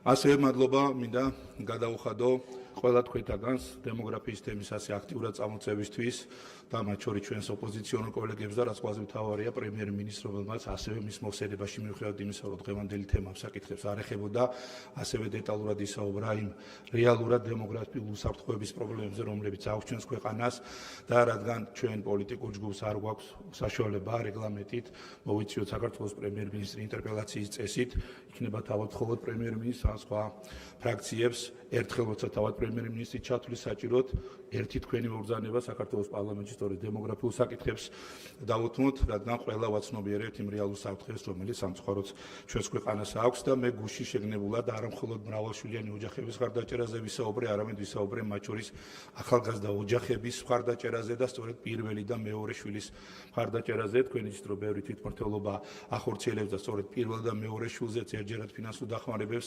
ახორციელებს და იქნება ყველა მუნიციპალიტეტს თხოვოთ გაიზიაროს ეს მაგალითი. ახლა მეც მინდა რომ ის თემას მიგრაციის საკითხებს დაუბრუნდე. პირველი თქვენ იცით, რომ სწორედ 1 მარტიდან შედის ახალი რეგულაციები და იქნება შესაბამისად სახელმწიფო უწყება უკვე ბიზნესთან, რომელსაც აქვს შრომითი ბინადრობა და გარკვეული საკითხების გამო ვეღარ გასცემენ შესაბამის დასაქმებულებზე ბინადრობის მოწყობას და გამოუთავისუფლდებათ სამუშაო ადგილები, შესაბამის უწყებასთან ერთად მჭიდრო თანამშრომლობით გაიგოს საქართველოს მოქალაქეებმა რა ტიპის ვაკანსიები არსებობს, განსაკუთრებით სამშენებლო თუ იმ ბიზნესებში, რომლებშიც უცხოელები არიან დასაქმებული და 1 მარტის ეს შეზღუდვა ამ საკითხისთვისაც გამოვიყენოთ და ყველაზე მთავარი ბატონმა პრემიერმა ახსენა 20,000 არალეგალი, რომელიც რა თქმა უნდა დასაქმებულია, თუ ვინმე კრიმინალს ჩადის ამაზე, რა თქმა უნდა შინაგან საქმეთა სამინისტრო შესაბამის ზომებს იღებს და აქაც მადლობა მინდა შინაგან საქმეთა მინისტრს გადაუხადო მათ შორის ორგანიზებული დანაშაულის და ნარკოდანაშაულის წინააღმდეგ ბრძოლაში, მაგრამ პირველ რიგში სწორედ არალეგალური მიგრაციის წინააღმდეგ ბრძოლაში. აქაც ფაქტია, რომ 20,000-ზე მეტ სამუშაო ადგილს ნახევარს მინიმუმ ჩვენს მოქალაქეებს ართვენ სწორედ მათ შორის არალეგალი მიგრანტები და აქაც ძალიან მნიშვნელოვანია, რომ სფეროებში, სადაც ისინი არალეგალურად არიან დასაქმებულები, ერთის მხრივ 1 მარტიდან დამკაცრებული პირობებიდან გამომდინარე კანონიერი გახდეს მათი დასაქმება და მეორეს მხრივ შესაბამის მოუწყებამ აქტიურად ბიზნესთან გამოაცხადოს ვაკანსიები, რომელ ბიზნესს ისი საჭიროებები აქვს. ისევე როგორც ძალიან მნიშვნელოვანია, რომ განათლების რეფორმაზე როცა ჩვენ საუბრობთ და იცით თქვენ, რომ მათ შორის უმაღლეს სასწავლებელში სწორედ სტრომის ბაზრის მიხედვით გამოცხადდება შესაბამისი ადგილები, პროფესიული სწავლებაც მჭიდრო თანამშრომლობით ბიზნესთან გამოაცხადოს. სწორედ ის პროგრამები, რომლებიც მნიშვნელოვანია საჭიროა ჩვენი ქვეყნის მოქალაქეების დასაქმებისთვის. ჩვენ გვახსენებთ შემცირებული უმუშევრობა, თუმცა ფაქტია, რომ ამის პრობლემები არსებობს, ამიტომ კიდევ ერთხელ მინდა ამ ტრიბუნიდან გავაჟღეროთ ჩვენი პოლიტიკური გუნდის ინიციატივა, რომ შეიქმნა სახელმწიფო ბანკი, რომელიც უშუალოდ დააფინანსებს ბიზნესებს, რომლებიც ორიენტირებული იქნებიან დასაქმებაზე. რა თქმა უნდა, ეს ბანკი შეიძლება ასევე მოესახუროს არ მხოლოდ ბიზნესების, სტარტაპების დახმარებას და მხარდაჭერას. თქვენ იცით, რომ ასეულობით მილიონ ლარს ისედაც ხარჯავს სახელმწიფო, ორ ხარჯავს სხვა კომერციული ბანკების მაღალი პროცენტის დაფარვაში. ჩვენ შესაძლებელია ასეთი ბანკის შემთხვევაში ეს მცირე პროცენტები ის, რასაც ისედაც იხდის სახელმწიფო პირდაპირ უშუალო ბიზნესებზე გავცეთ და ყველაზე მთავარი, მათ შორის იგივე ოჯახების ხარდაჭერაზე საუბრობ, ფიკუთების სესხებზე და ასე შემდეგ, ყველანაირი პირობა შექმნათ იმისათვის, რომ ჩვენი მოქალაქეები და განსაკუთრებით ახალგაზრდები დარჩნენ ჩვენს ქვეყანაში, ერთის მხრივ ქვეყანაშივე მიიღონ ხარისხიანი განათლება და მეორეს მხრივ ქვეყანაშივე მიიღონ მაღალანაზღაურებადიან ისეთი სამუშაო, რომელიც იქნება მათი ღირსეული ცხოვრებისთვის საჭირო, შექმნიან ოჯახებს და დარჩებიან ჩვენს ქვეყანაში. მადლობა წარმატებები. პოლიტიკური ჯგუფი ხალხის ძალის სახელით დიმიტრი ხუნდაძე.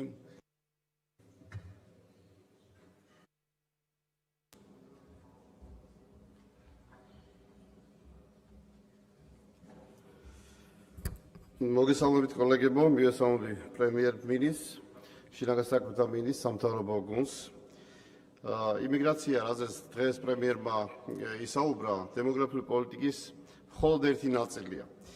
ამ ნაწილში ატეხილი ქარიშხალი არის პირდაპირ მნიშვნელობით ჭიქაში ატეხილი ქარიშხალი და ის, რაზეც პრემიერმა ისაუბრა და რა არგუმენტაცია და მონაცემებიც მოიტანა, მე მას სრულად ვებხრობი. ეს არის უფრო პოლიტიკური ქარიშხალი, ვიდრე პრობლემებზე საუბარი, რა კითხვებიც იყო ავტორების მიერ დასმული. თუმცა მაინც საინტერესო იყო. თუმცა დემოგრაფია ეს არის მხოლოდ ერთი მიმართულება, სწორედ ამიტომ გაერო ის პოლიტიკების პოლიტიკა და აღიარა. ეს არის მხოლოდ შობადობის აღწერა და სიკვდილობის თვლა.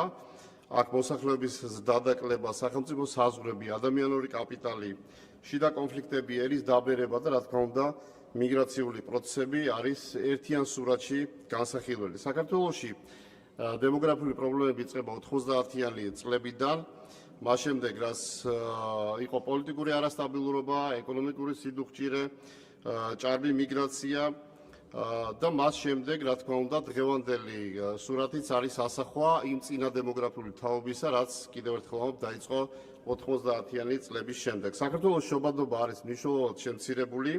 შედარებისათვის ყველაზე მაღალი შობადობა ქვეყანაში 1961 წელს დაფიქსირდა, როცა 104,000 ახალშობილი გაჩნდა და დღეს 2024 წლის მონაცემით 40,000 ნაკლებია შობადობის მაჩვენებელი. და წლების განმავლობაში 2017 წლიდან ყოველ წელს 1 ან 2,000-ით ეს ციფრი კლებულობს. მოსახლეობის ასაკობრივი სტრუქტურა არის მნიშვნელოვნად დეფორმირებული, რადგან ხანდაზმულთა რაოდენობა მნიშვნელოვნად მაღალი წონით გამოირჩევა ვიდრე ბავშვთა რაოდენობა. ასევე შედარებისათვის მე-20 საუკუნის შუა ხანებში 751,000-ით ჭარბობდა ბავშვების რაოდენობა მოხუცებულთა რაოდენობას. დღეს მხოლოდ 170,000-ით ჭარბობს ბავშვთა რაოდენობა ხანდაზმულთა რაოდენობას. ერი არის დაბერებული, თუმცა აქ ტერმინმა გაიჟღერა გადაბერების, ასეთი ტერმინი უბრალოდ არ არსებობს. ეს არ არის მხოლოდ საქართველოს პრობლემა, მე მოვიტან გერმანიის კანცლერის მერცის ნათქვამსაც, რომ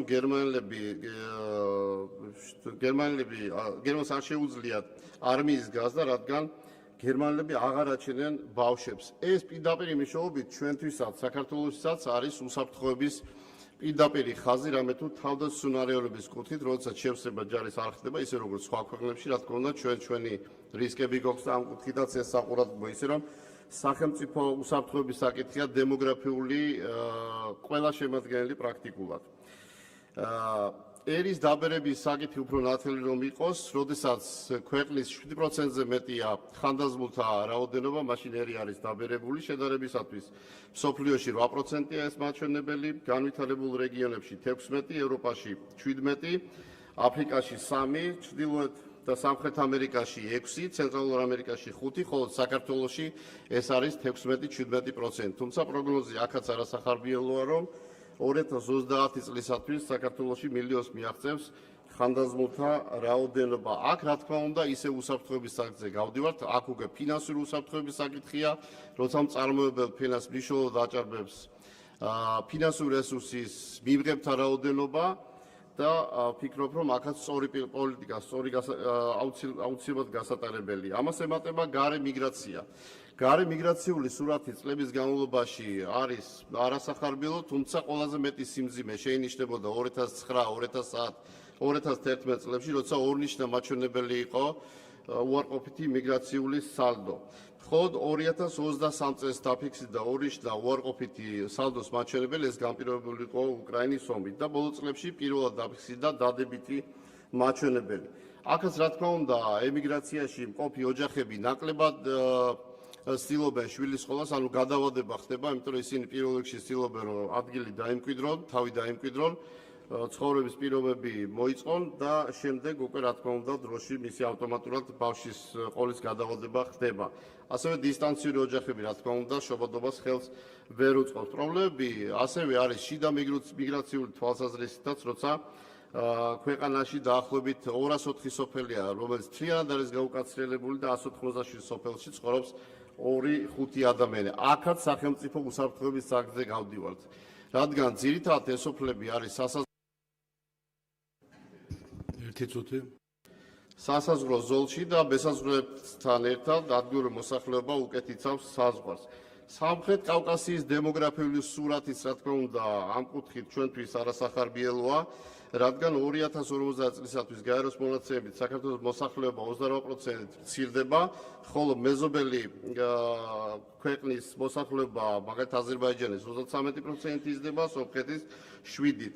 საქართველოს დემოგრაფიულად დაპატარავდა, აქ რა თქმა უნდა, კითხვის ნიშნის ქვეშ ხდება პერსპექტივაში მისი პოლიტიკური დომინანტის ფუნქცია და ესაც რა თქმა უნდა ჩვენთვის პერსპექტიული პოლიტიკურ უსაფრთხოების საკითხი დგება. აქ რეკომენდაციებს მინდა შევეხო პრემიერს აბსოლუტურად ვეთანხმები, რომ საჭიროა დემოგრაფიული პოლიტიკის პოპულარიზაცია და მოსახლეობაში ცნობიერების ამაღლება საქართველოში დემოგრაფიული უსაფრთხოების საკითხებთან და დემოგრაფიულ გამოწვევებთან დაკავშირებით. ეროვნული ღირებულებების და ოჯახური ღირებულების ეს არის მთავარი ინსტრუმენტი, რამე თუ ზოგად სურათი აჩვენებს იმას, რომ შობადობის შემცირვა ძირითადად იმ ქვეყნებშია, სადაც ეროვნული ფასეულობები და ოჯახური ტრადიციების რყევა და სისუსტე შეინიშნება. აქვე სოციალურ პროგრამებთან ერთად უნდა უმაღლეს სასწავლებლებში პრიორიტეტულ მიმართულებებს დაემატოს დემოგრაფიის მიმართულება, რაც გულისხმობს უნივერსიტეტებში პოპულარიზაციის გაძლიერებას და ამ მხრივ კვოტების გამოყოფას. დემოგრაფია როგორც საგანი ისწავლებოდებს შესაბამის ფაკულტეტებზე, ასევე სკოლებისთვის მომზადდეს საქართველოს დემოგრაფიული ისტორიის სახელმძღვანელო, თუნდაც დამატებით საკითხავ ლიტერატურად. რა თქმა უნდა, პროპაგანდა მნიშვნელოვანია, ეროვნული და ოჯახური ფასეულობების გაძლევა მნიშვნელოვანია, მაგრამ ასევე რა თქმა უნდა, სოციალური პაკეტი, რომელიც არსებობს, ის კიდევ უფრო მეტად უნდა დაიხვეწოს და ერთიან კომპლექსში ჩვენ უნდა პირველ რიგში შევძლოთ დემოგრაფიული კრიზისის შეჩერება, ეს უკვე იქნება მაღალი ეფექტი, მაგრამ თუ ამ კუთხით არ იქნება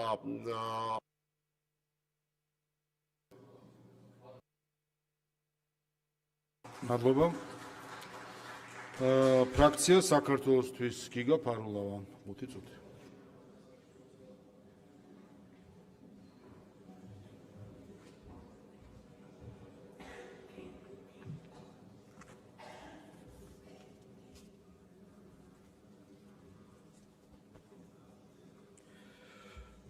მოგესალმებით. ქვეყანაში გაზრდილი მიგრაციის საკითხი რომ პრობლემაა, ეს ყველამ ვიცით. ბატონო ირაკლი, თქვენ რაც არ უნდა ციფრებზე ისაუბროთ და იცადოთ ამ პრობლემის გაქარწყლებას. ჩვენი საზოგადოება, მოქალაქეები ამ პრობლემას თვალნათლით ხედავენ და ყოველდღიურად გრძნობენ ცხოვრებაში. ჩვენ უნდა ვისაუბროთ არა მხოლოდ მიგრაციაზე, როგორც გლობალურ პროცესზე, არამედ სახელმწიფო ინსტიტუციების უუნარობაზე მართონ ეს პროცესი ეფექტურად და კანონიერად. სწორედ საზოგადოებაში არსებულმა ამ ძიმე ახმება და იმ რეალურმა პრობლემამ, რაც დღეს ჩვენ გვაქვს საქართველოში, გადაგაწყვეტნიათ თქვენ თავად გესაუბრათ ამ პრობლემაზე და გაგიხარწყლებინათ ეს პრობლემა, გეთქვათ, როგორც ის არის ჩვენი საზოგადოებისთვის თავს მოხვეული პრობლემა და ამით ვცდილობთ აირიდოთ პასუხისმგებლობა. დღეს გვეუბნებით, რომ ქვეყანაში იმიგრაციის პრობლემა უნდა მოაწესრიგოთ. გვეუბნებით, რომ შესაბამისი უწყებები უნდა გააძლიეროთ. საზოგადოებას ძალიან კარგად ახსოვს თქვენი გუნდის მიერ, ოცნების გუნდის მიერ ერთ თვეში შექმნილი ქვეყნის განვითარების 10 წლიანი გეგმა თქვენი წინამორბედის მიერ. თქვენ დღეს გამოსვლისას თავად აღნიშნეთ, რომ მიგრაციის სტრატეგიაც არაეფექტურია და ვერ პასუხობს არსებულ პრობლემებს. რატომ ვერ ჩამოყალიბდა ამდენი წლის განმავლობაში ეფექტური საიმიგრაციო პოლიტიკა? რატომ არ არსებობს ეფექტური მონიტორინგის სისტემა ქვეყანაში მყოფ უცხოელებზე? როდესაც თქვენ პრეტენზია გააქვთ თქვენს გუნდს ეროვნულ ღირებულებების დაცვაზე, შეგახსენებთ ქართულ მიწას, რომელიც თქვენ, როგორც თავად განაცხადეთ, გადაეცით არაბულ კომპანიას საინვესტიციოდ. დღეს რა არის დემაგოგია? თავად განაცხადეთ, არაბულ კომპანიას გადაეცით საინვესტიციოდ ქართული მიწები. ჩვენ კიდევ ერთხელ ვაცხადებთ, ჩვენ არ ვართ ინვესტიციების წინააღმდეგი. ინვესტიციები ჭირდება ჩვენს ქვეყანას. მაგრამ დღემდე მიუხედავად ჩვენი მოქალაქეების იმ ნეგატიური დამოკიდებულებისა და დიდი ინტერესისა, რომ გასაჯაროვდეს მნიშვნელოვანი დეტალები ამ საინვესტიციო პაკეტის, დღემდე საზოგადოებისთვის რჩება ბუნდოვანი. კიდევ ერთხელ ვამბობთ, არ ვართ ინვესტიციების წინააღმდეგი, შესაბამისად გაასაჯაროვეთ თუ რატომ და როგორ მოხდა არაბული კომპანიისთვის ამ კონკრეტული საინვესტიციო მიწის გადაცემა. და სწორედ ერთ-ერთი მიზეზი, რატომაც დღეს თქვენ აქ ხართ და საუბრობთ, რომ ეს იმიგრაციის თემა არის თავსმოხვეული პრობლემა, არის სწორედ ეს საინვესტიციო პაკეტი, რაზეც კიდევ ერთხელ ვამბობთ, რომ საზოგადოებას მნიშვნელოვანი და არგუმენტირებული კითხვები აქვს. როდესაც მიგრაციაზე ვსაუბრობთ, პარალელურად აუცილებლად უნდა შევეხოთ მნიშვნელოვან საკითხს, კოლეგებიც გამოეხმაურნენ ამ საკითხს, ეს ეხება ჩვენს ემიგრაციას. ქვეყანაში მკვეთრად გაზრდილია ემიგრანტთა რაოდენობა. ქართველები სიდუხჭირის, უმუშევრობის, მძიმე სოციალური პირობების გამო გადიან ქვეყნიდან. ისინი არ მიდიან თავისი არჩევანით, ისინი მიდიან იძულებით არსებული სოციალურ-ეკონომიკური პოლიტიკის და გამომდინარე. ციფრები 2021 წლის შემდეგ ქვეყნიდან წმინდა გასვლამ ემიგრაციას მინუს იმიგრაცია 160,000 მოქალაქე შეადგინა. ახალგაზრდები გარბიან უკეთესი მომავლის საძიებლად. შობადობა ნაკლებია, გარდაცვალება მეტი, ამაზე თქვენც ისაუბრეთ. ეს არის დემოგრაფიული კატასტროფა. იცით რატომ ხდება ეს კატასტროფა? ქვეყანაში გვყავს 180,000 ადამიანი, რომელიც 600 ლარზე ნაკლებს ხელფასს იღებს. სწორედ ამიტომ დავაინიცეთ რამდენიმე რაღაც გარკვეული პერიოდის უკან ჩვენ მინიმალური ხელფასის დაკანოება, რომელიც თქვენმა გუნდმა უარყო და არ მიიღო. ქვეყანაში რეგისტრირებულია 708,000 ადამიანი, რომელიც სიღატაკის ზღვარს მიღმა და რაც უფრო მეტად საგანგაშოა, აქედან 190,000 არის 18 წლამდე მოზარდი. ამ ყველაფრის ფონზე, რა თქმა უნდა, ადგილები, რომელსაც ჩვენი ქართველი მოქალაქეები ტოვებენ, ბუნებრივი ანაცვლებს იმიგრანტი მოქალაქეები, რაც დიდ რისკს ქმნის. ერთი წუთი. თუ ეს პროცესი ასე გაგრძელდა, ნამდვილად დადებითად არ აისახება ჩვენი ქვეყნის მომავალზე. და მეტიც, ემიგრაციის მიღმა დარჩენილი ახალგაზრდა თაობა დღეს ნარკომანიის ჭაობში იხჩობა. დღეს ქვეყანაში თავისუფლად შემოდის ნარკოტიკი და მათი ხელმისაწვდომობა ახალგაზრდებისგან საგანგაშოდ გაზრდილია. ამ ფონზე გაზრდილი ეკონომიკით ტრაბახობთ. გაზრდილი ეკონომიკით, რომელიც ჩვენს მოქალაქეებზე არ აისახება და აისახება მხოლოდ ჩინოვნიკებზე. ეფექტური საიმიგრაციო პოლიტიკა, ჩვენი მოქალაქეებისთვის ღირსეული სოციალურ-ეკონომიკური პირობების შექმნა და ნარკოტიკების წინააღმდეგ ბრძოლა დღეს არის დემოგრაფიული, სოციალური და ეროვნული უსაფრთხოების საკითხი. ჩვენ გვჭირდება სახელმწიფო, რომელიც შეუქმნის ჩვენს მოქალაქეებს ღირსეულ პირობებს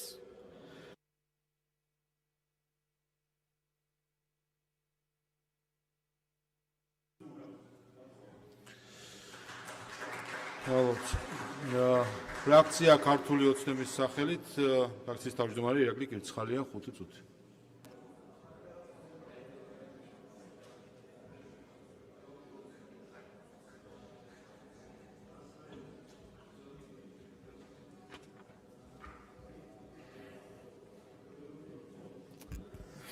ბატონო პრემიერ-მინისტრო, დიდი მადლობა ამ ამომწურავი პასუხებისთვის ჩვენი გუნდის სახელით. დარწმუნებული ვარ საზოგადოებამ კიდევ ერთხელ არგუმენტირებულად, ციფრებით, ფაქტებზე დაყრდნობით მოისმინა იმ ძალიან აქტუალურ საკითხებთან მიმართებით თქვენი პასუხები, რაც მოვისმინეთ დღეს. რაც შეეხება მე, როდესაც გამოვედი პირველად დღეს, სანამ თქვენ მომბრძანდებოდით ტრიბუნასთან, ვახსენე, რომ მაქსიმალური კოორდინაციით მუშაობს საკანონმდებლო ორგანო და აღმასრულებელი ხელისუფლება და ვაფიქსირებ ჩვენი გუნდის სახელით, რომ ამ გამოწვევასთან და ნებისმიერ ზოგადად გამოწვევასთან მიმართებით, რაც ეხება ჩვენ ქვეყანას და ჩვენი ქვეყნის ინტერესებს და ჩვენი ქვეყნის უსაფრთხოების ინტერესებს, ჩვენ მაქსიმალურად მზად ვიქნებით საკანონმდებლო კუთხით, როგვერთში დაუდგეთ ყველა მნიშვნელოვან ინიციატივას, რომელიც იქნება გამოწვეული რომელიმე სხვადასხვა აქტუალური გამოწვევიდან უახლეს სოფლიოში. რაც შეეხება ჩემს წინა გამოსვლას, არ შემიძლია არ გამოვხმაურო მეგობრებო, აი გულწრფელად მიმართავ ფრაქცია საქართველოსთვის წევრებს გულწრფელად შეება შტაბ-ბეჭდილება, რომ უბრალოდ არ გისმენიათ დღეს პრემიერ-მინისტრის გამოსვლისთვის. დარწმუნებული ვარ, არა მხოლოდ მე მრჩება ეს შტაბ-ბეჭდილება. იმიტომ რომ როდესაც პირველი დავიწყოთ, როდესაც საუბრობთ ოჯახურ ღირებულებებზე, კითხვას ვსვამთ არასრულწლოვანთა დაცვის კანონზე, როდესაც აქ მუშაობდით, თქვენ პირდაპირ მნიშვნელობით გაიქეცით. ვერც უარყვეთ, ვერც დაადასტურეთ და უბრალოდ გაიქეცით, დარბაშიც არ ყოფილხართ სამარცხვინოდ. სწორედ ამას ვამბობ, ალბათ თან ასევე შტაბ-ბეჭდილებამ რჩება, რომ სიამოვნებთ, რომ გახსენებთ და კი ბატონო, შეგახსენებთ ყოველთვის რას წარმოადგენთ და რა ძალას წარმოადგენთ. იმიტომ გაიქეცით, რომ გითხრეს, გაიქეცით და არ შეხვიდეთ ამ თემაში პოლემიკაში. დღეს გამოხვედით და თურმე გული შეგტკივათ და აქ საუბრებით დემოგრაფიაზე და ოჯახურ ღირებულებებზე. დღეს გაგახსენათ ეს ყველაფერი, მაგრამ რა გასაკვირია, როდესაც თქვენი თანამოაზრეები და გუშინ გითხარით, თქვენ ხართ ის დარჩენი, რომელიც შემოხვედით იმ სცენარიდან, ვინც გარეთ დარჩა, ისინი დღეს გადაგებენ, ვინც ომს ითხოვდა აქ რუსთაველის გამზირზე, დღეს მშვიდობას გადაგებდნენ. თქვენ ოჯახურ ღირებულებებზე კანონის განხილვას გაურბიხართ, დღეს ოჯახურ ღირებულებებზე გადაგებთ. ეს არის თქვენი სახე. ეს არის დავალებები, რაც მოგდით. სხვას ვერაფერს ვერ დავარქვევთ ამ ყველაფერს. რაც შეეხება ბატონი ფარულავა გამოვიდა და დღეს დილით ან ტელევიზორი მაინც არ ჩართეთ, ბრიფინგს მაინც არ უყურეთ, ან ზოგადად შინაგან საქმეთა მინისტრი გვესწრება და ბატონი გეკაგელაძე-როზის დარბაზში და ესეთ განცხადებას აკეთებ ნარკოტიკებთან მიმართებით და ნარკოლეარიზატორებთან მიმართებით, შეგახსოვთ 97 პირია დღეს დაკავებული პირო. მაგალითად, აი ესეთ რაღაცას რო აკეთებთ, მაგიტომ ამბობ, რომ არც უფიქრდებით, საერთოდაც სრულიად კონტექსტიდან მოწყვეტილად გამოდიხართ და რასაც გეუბნებით და გიმეორებთ და გაგიმეორებთ კიდევ ერთხელ. უბრალოდ კითხულობთ რაღაც დაწერილ ტექსტს და მესიჯს. ამის მეტი რა უნდა ვთქვა, საზოგადოებისთვის მიმინდია დანარჩენზე ყველაფრის შეფასება და პასუხის გაცემა. თუმცა კიდევ ერთხელ, პასუხი თქვენ საზოგადოებამ გაგცათ ადგილობრივ თვითმმართველობის არჩევნებზე ერთი წლის თავზე საპარლამენტო არჩევნების შემდეგ. რაც შეეხება შემაჯამებლად კიდევ ერთხელ, ბატონო პრემიერო, სად ვართ თქვენ ახსენეთ ასევე თქვენს პასუხში IT ბინადრობებთან დაკავშირებით სჭირდება რეგულირება, ამასაც აუცილებლად გავითვალისწინებთ. და ქონდა ამაზე საუბარი. მოკლედ, სრული მზაობა ჩვენი პოლიტიკური გუნდის მხრიდან, რომ ამ ძალიან მზარდ გამოწვევას და მნიშვნელოვან გამოწვევას ძალიან კაფიოდ და ეფექტურად უპასუხოთ. დიდი მადლობა. მადლობა, დასკვნით სიტყვა თუ გსურთ, თოთ მადამ პრემიერ-მინისტრ ტრიბუნასთან დასკვნითი სიტყვით.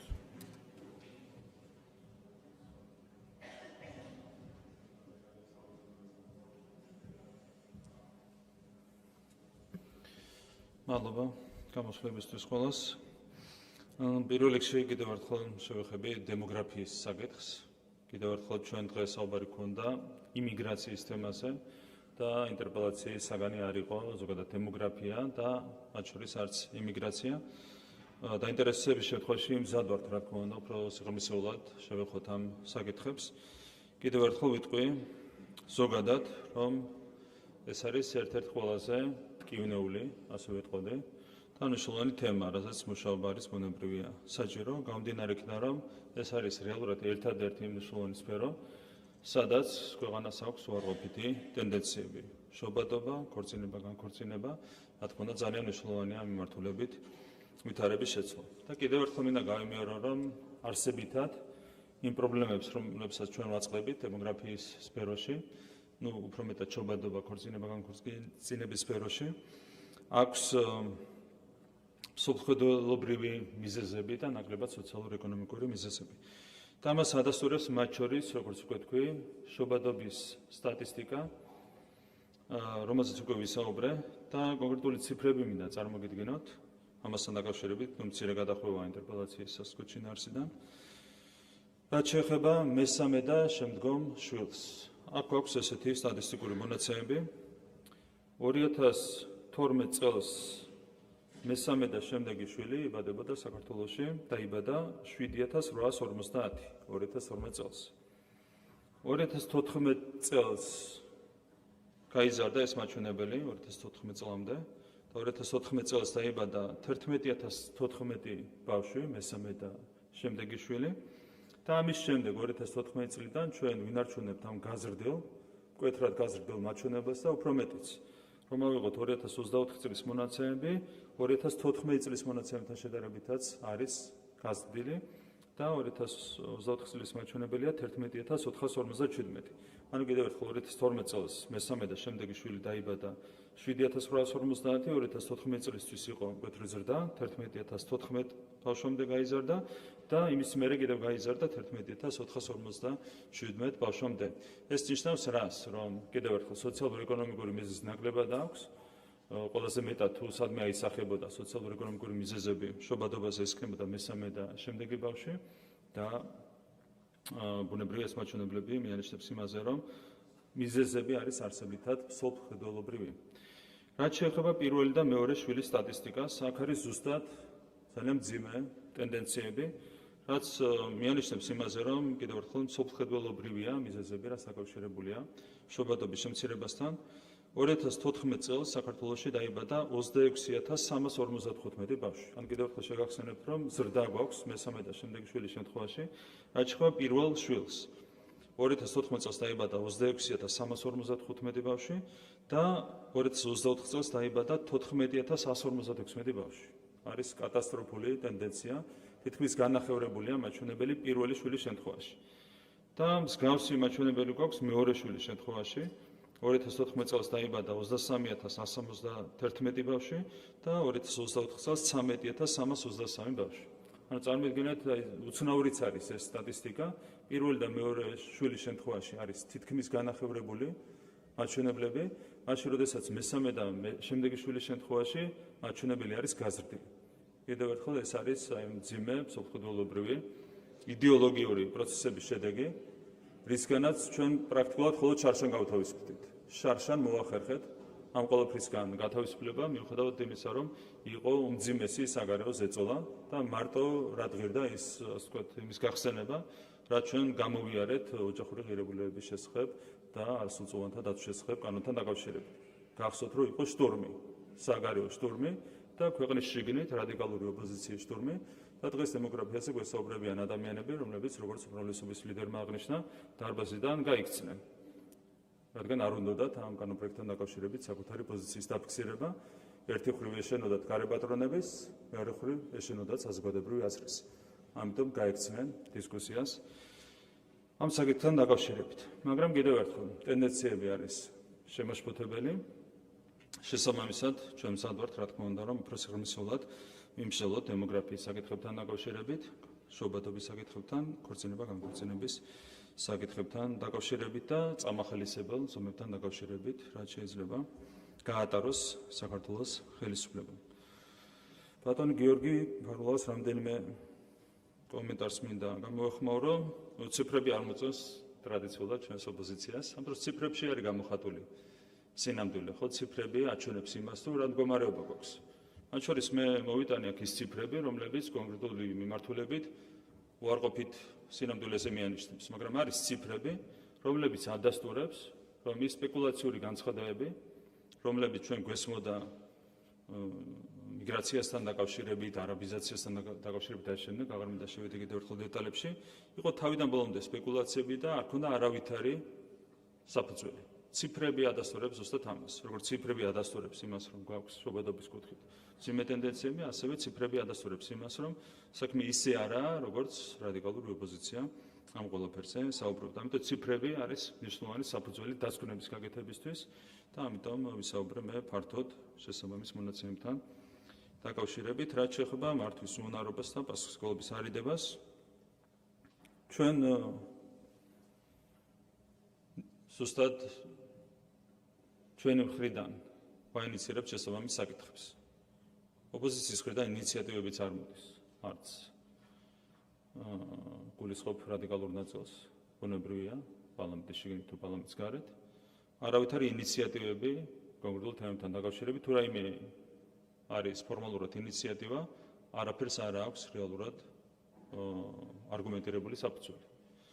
ჩვენ გამოდივართ ისევ ინიციატივებით და ერთ-ერთი ასეთი ინიციატივა უკავშირდებოდა სწორედ მიგრაციის საკითხებს და კიდევ ერთხელ მადლობა მინდა გადავხადო პარლამენტს შესაბამისი კანონების მიღებისათვის. კანონი არის საფუძველი ბუნებრივია სწორი პოლიტიკის გატარებისთვის და როგორც უკვე მოგახსენეთ, ჩვენ უკვე მივიღეთ ერთად ყველა შესაბამისი ზომები, რაც ქმნის საფუძველს საიმიგრაციო პოლიტიკის დახვეწისთვის. და ჩვენ გვაქვს ძალიან მკაფიო ამოცანა და არა თუ თავს ვარიდებთ პასუხისმგებლობას, არამედ პირიქით. ჩვენ თვითონ საუბრობთ, როგორც იტყვიან, პროაქტიულად ჩვენს პასუხისმგებლობასთან დაკავშირებით და გამოდივართ კონკრეტული ამოცანით, რომ რამდენიმე წელიწადში გავანულოთ საქართველოში უკანონო მიგრაცია. და როგორც უკვე ითქვა, წლევანდელი სამიზნე მაჩვენებელი არის 4000 უკანონო მიგრანტის გაძევება, რაც მოგცემს იმის საშუალებას, რომ რამდენიმე წელიწადში მთლიანად აღმოფხვრათ საქართველოში უკანონო მიგრაციის პრობლემა. ამას კიდევ ერთხელ ემატება სხვა ზომები, როგორც არის საზღვრის კონტროლის გამკაცრება, კანონმდებლობის კიდევ უფრო მეტად დახვეწა და ამ შემდეგ.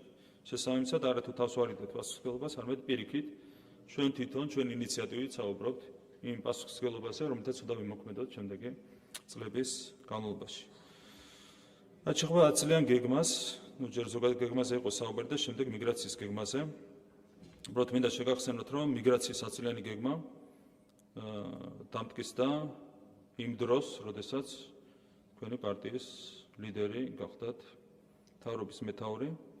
ეს ის გეგმა, რომელიც დავიწყნა, თუმცა არ დამიწუნებია იმის გამო, რომ თქვენი პარტიის თავმჯდომარის ლიდერობით დამტკიცდა, დავიწყნა იმიტომ, რომ რეალურად არ პასუხობს თანამედროვე გამოწვევებს.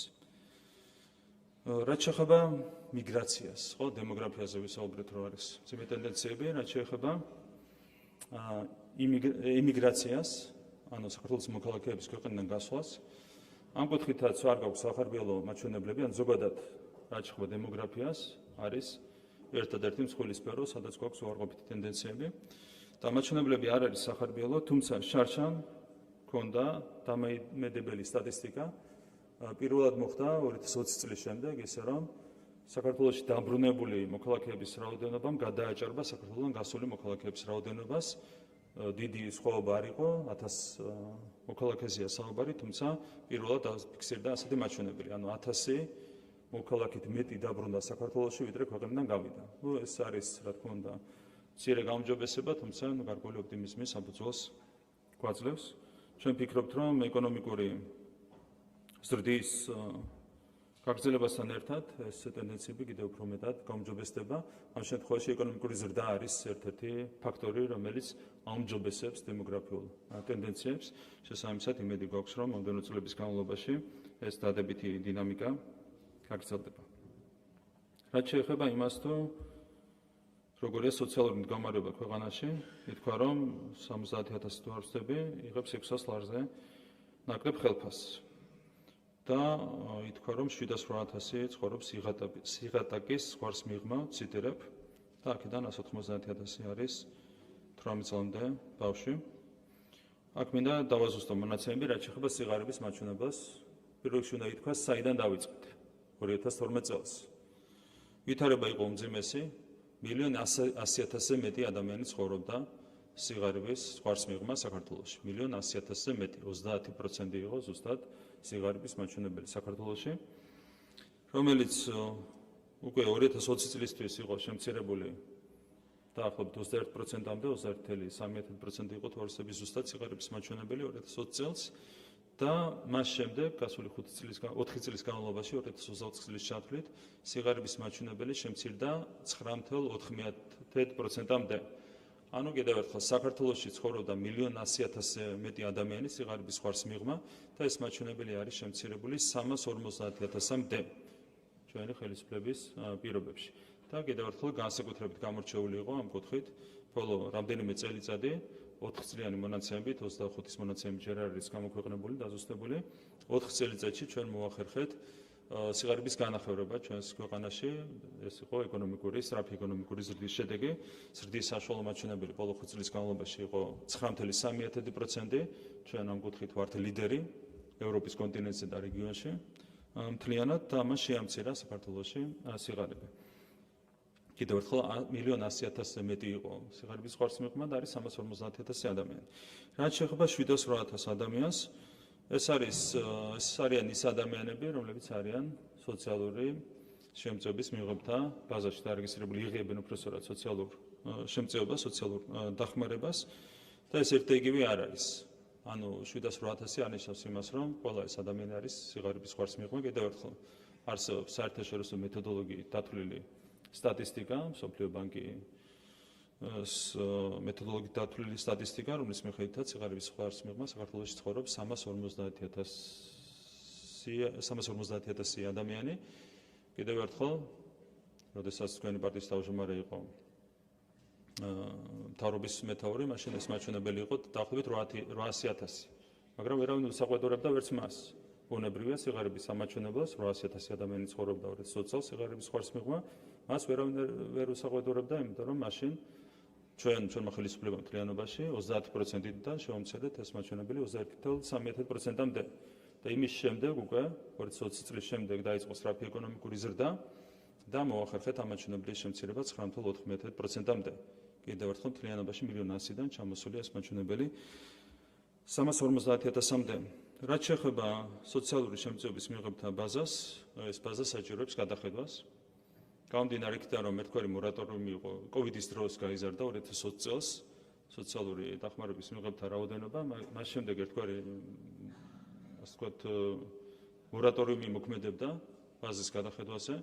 რეალურად ბაზა არის გადასახები. არ შეიძლება გაიზარდოს სოციალური დახმარების მიღებთა რაოდენობა იმ პირობებში, როდესაც სიღარიბე არის განახევრებული.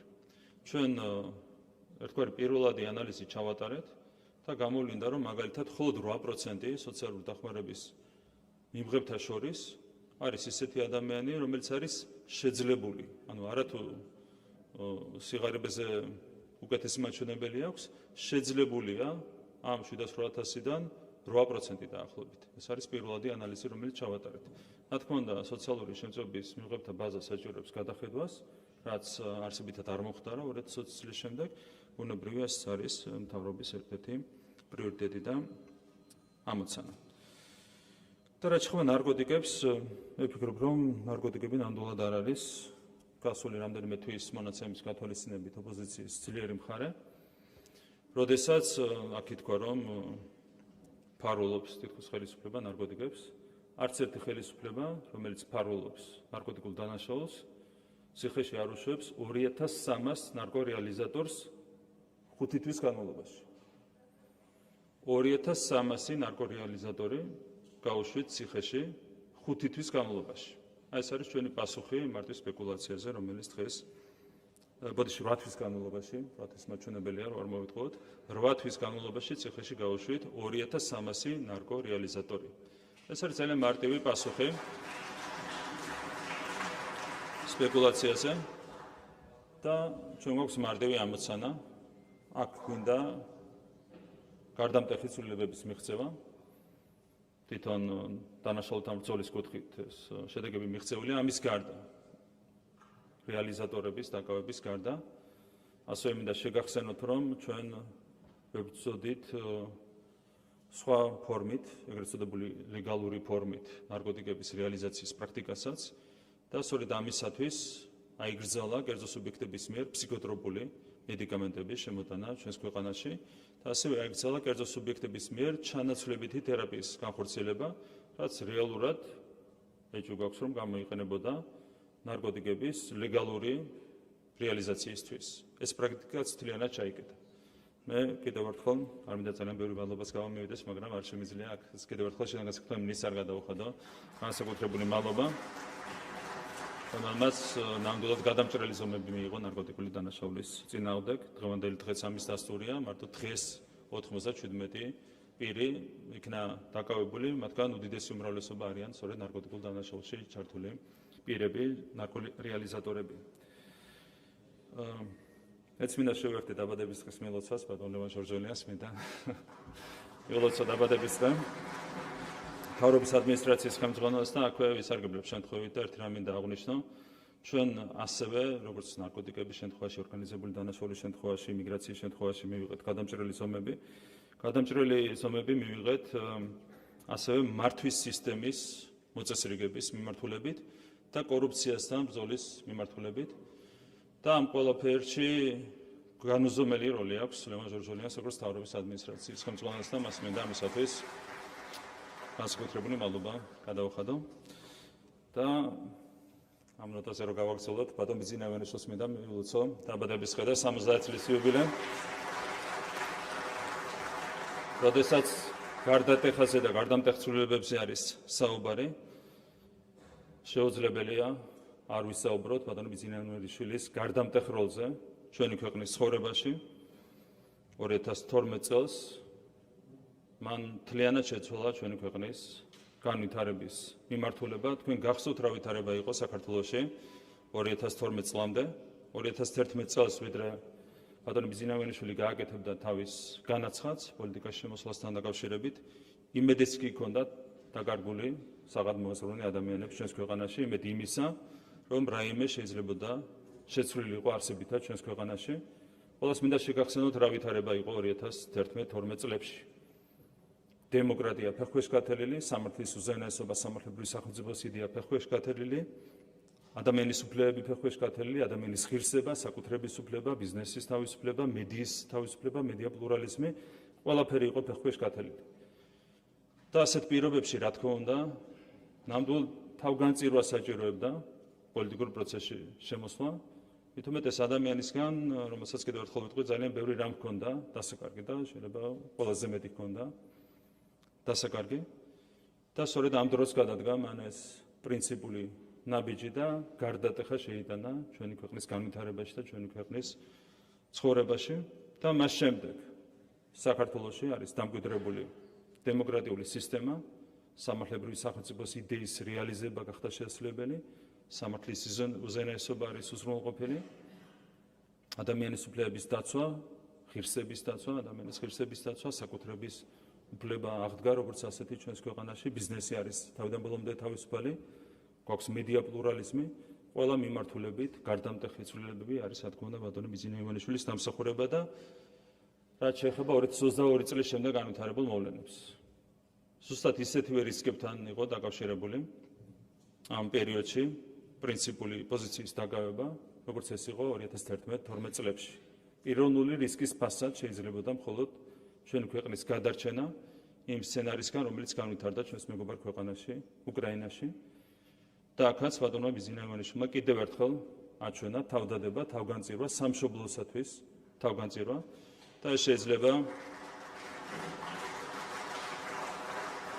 ეს შეიძლება ადამიანს გაეკეთებინა მხოლოდ ქვეყნის მიმართ, სამშობლოს მიმართ განსაკუთრებული სიყვარულის შემთხვევაში და ეს არის ის, რაც ამ ადამიანს გამოარჩევს და კიდევ ერთხელ მინდა აღვნიშნო, რომ ერთია ქვეყნის სიყვარული, რაც არის აუცილებელი პირობა იმისათვის, რომ საქმე სწორად აკეთო, საქმე სწორად აკეთო, მაგრამ ამასთან ერთად ძალიან მნიშვნელოვანია ყველაფრის სწორად გააზრება, გონიერება, ინტელექტი და სიბრძნე. ჩვენ გვახსოვს 90-იან წლებიდან მოყოლებული იყო პერიოდი, როდესაც ძალიან ბევრი შეცდომა დაუშვით. მათ შორის იყვნენ გულანთებული ადამიანები, სამშობლოზე შეყვარებული ადამიანები, მაგრამ იმის გამო, რომ ვერ გამოავლინეს სიბრძნე, მოთმინება, მათაც დაუშვეს სერიოზული შეცდომები, რაც ძალიან ძვირად დაუშვდა ჩვენს ქვეყანას. და კიდევ ერთხელ მინდა აღვნიშნო, რომ მოთმინების კულტურა, ეს არის ის, რაც ბატონმა ბიზნესმენმა დაამკვიდრა ქართულ პოლიტიკაში და მან გახადა შესაძლებელი 2012 წელს გამარჯვების მოპოვება, ეს იყო ქართული ხალხის გამარჯვება და არა მხოლოდ კონკრეტული პოლიტიკური გუნდის გამარჯვება და მან გახადა შესაძლებელი 2022 წლის შემდეგ უკვე ჩვენს ქვეყანაში მშვიდობის შენარჩუნება, სიმშვიდის და სტაბილურობის შენარჩუნება და რაც ძალიან მნიშვნელოვანია, ჩვენ გვქონდა განსაკუთრებული გამოწვევა, ჩვენი სუვერენიტეტი და დამოუკიდებლობა არ იყო ისეთი მტკიცე, როგორც უნდა ყოფილიყო. ჩვენ ვართ პატარა ქვეყანა და რა თქმა უნდა, ჩვენი გამოწვევები არის განსაკუთრებული, თუმცა ჩვენ გვაქვს ღირსება და ნებისმიერი ღირსეული სახელმწიფოსთვის მნიშვნელოვანია სუვერენიტეტი და დამოუკიდებლობა იყოს მტკიცე. და სწორედ ბატონი ბიზნესმენის ხელმძღვანელობით გასული რამდენიმე წლის განმავლობაში, განსაკუთრებით 2022 წლიდან პერიოდზეა საუბარი, ჩვენ მოახერხეთ ჩვენი ქვეყნის სუვერენიტეტის და დამოუკიდებლობის გამტკიცება. და მადლობა ყველაფრისთვის, ბატონ ბიზნესმენის კიდევ ერთხელ ულოცავ დაბადების დღეს და მინდა უსწორო გაგრძელება ჯანმრთელობა ყოველივე საუკეთესო. მადლობა ყველას ყურადღებისთვის, კიდევ ერთხელ ვიტყვი, რომ დემოგრაფია, მიგრაცია არის რა თქმა უნდა ერთ-ერთი მნიშვნელოვანი საკითხი და რა თქმა უნდა მომავალშიც მზად ვართ საქართველოს პარლამენტთან ამ თემებზე აქტიური დისკუსიებისთვის. დიდი მადლობა ყურადღებისთვის. დიდი მადლობა ბატონო პრემიერო, საკითხი განხილულია. კოლეგებო, ახლა გთხოვთ თანხმობას, რომ 3 საათიან შესვენება შევცვალოთ, შევსვენოთ 9 საათი და შემდეგ გავაგრძელოთ უკვე რეგიონულ განვითარების მინისტრის ინტერპელაციით შესვენება 9 საათი.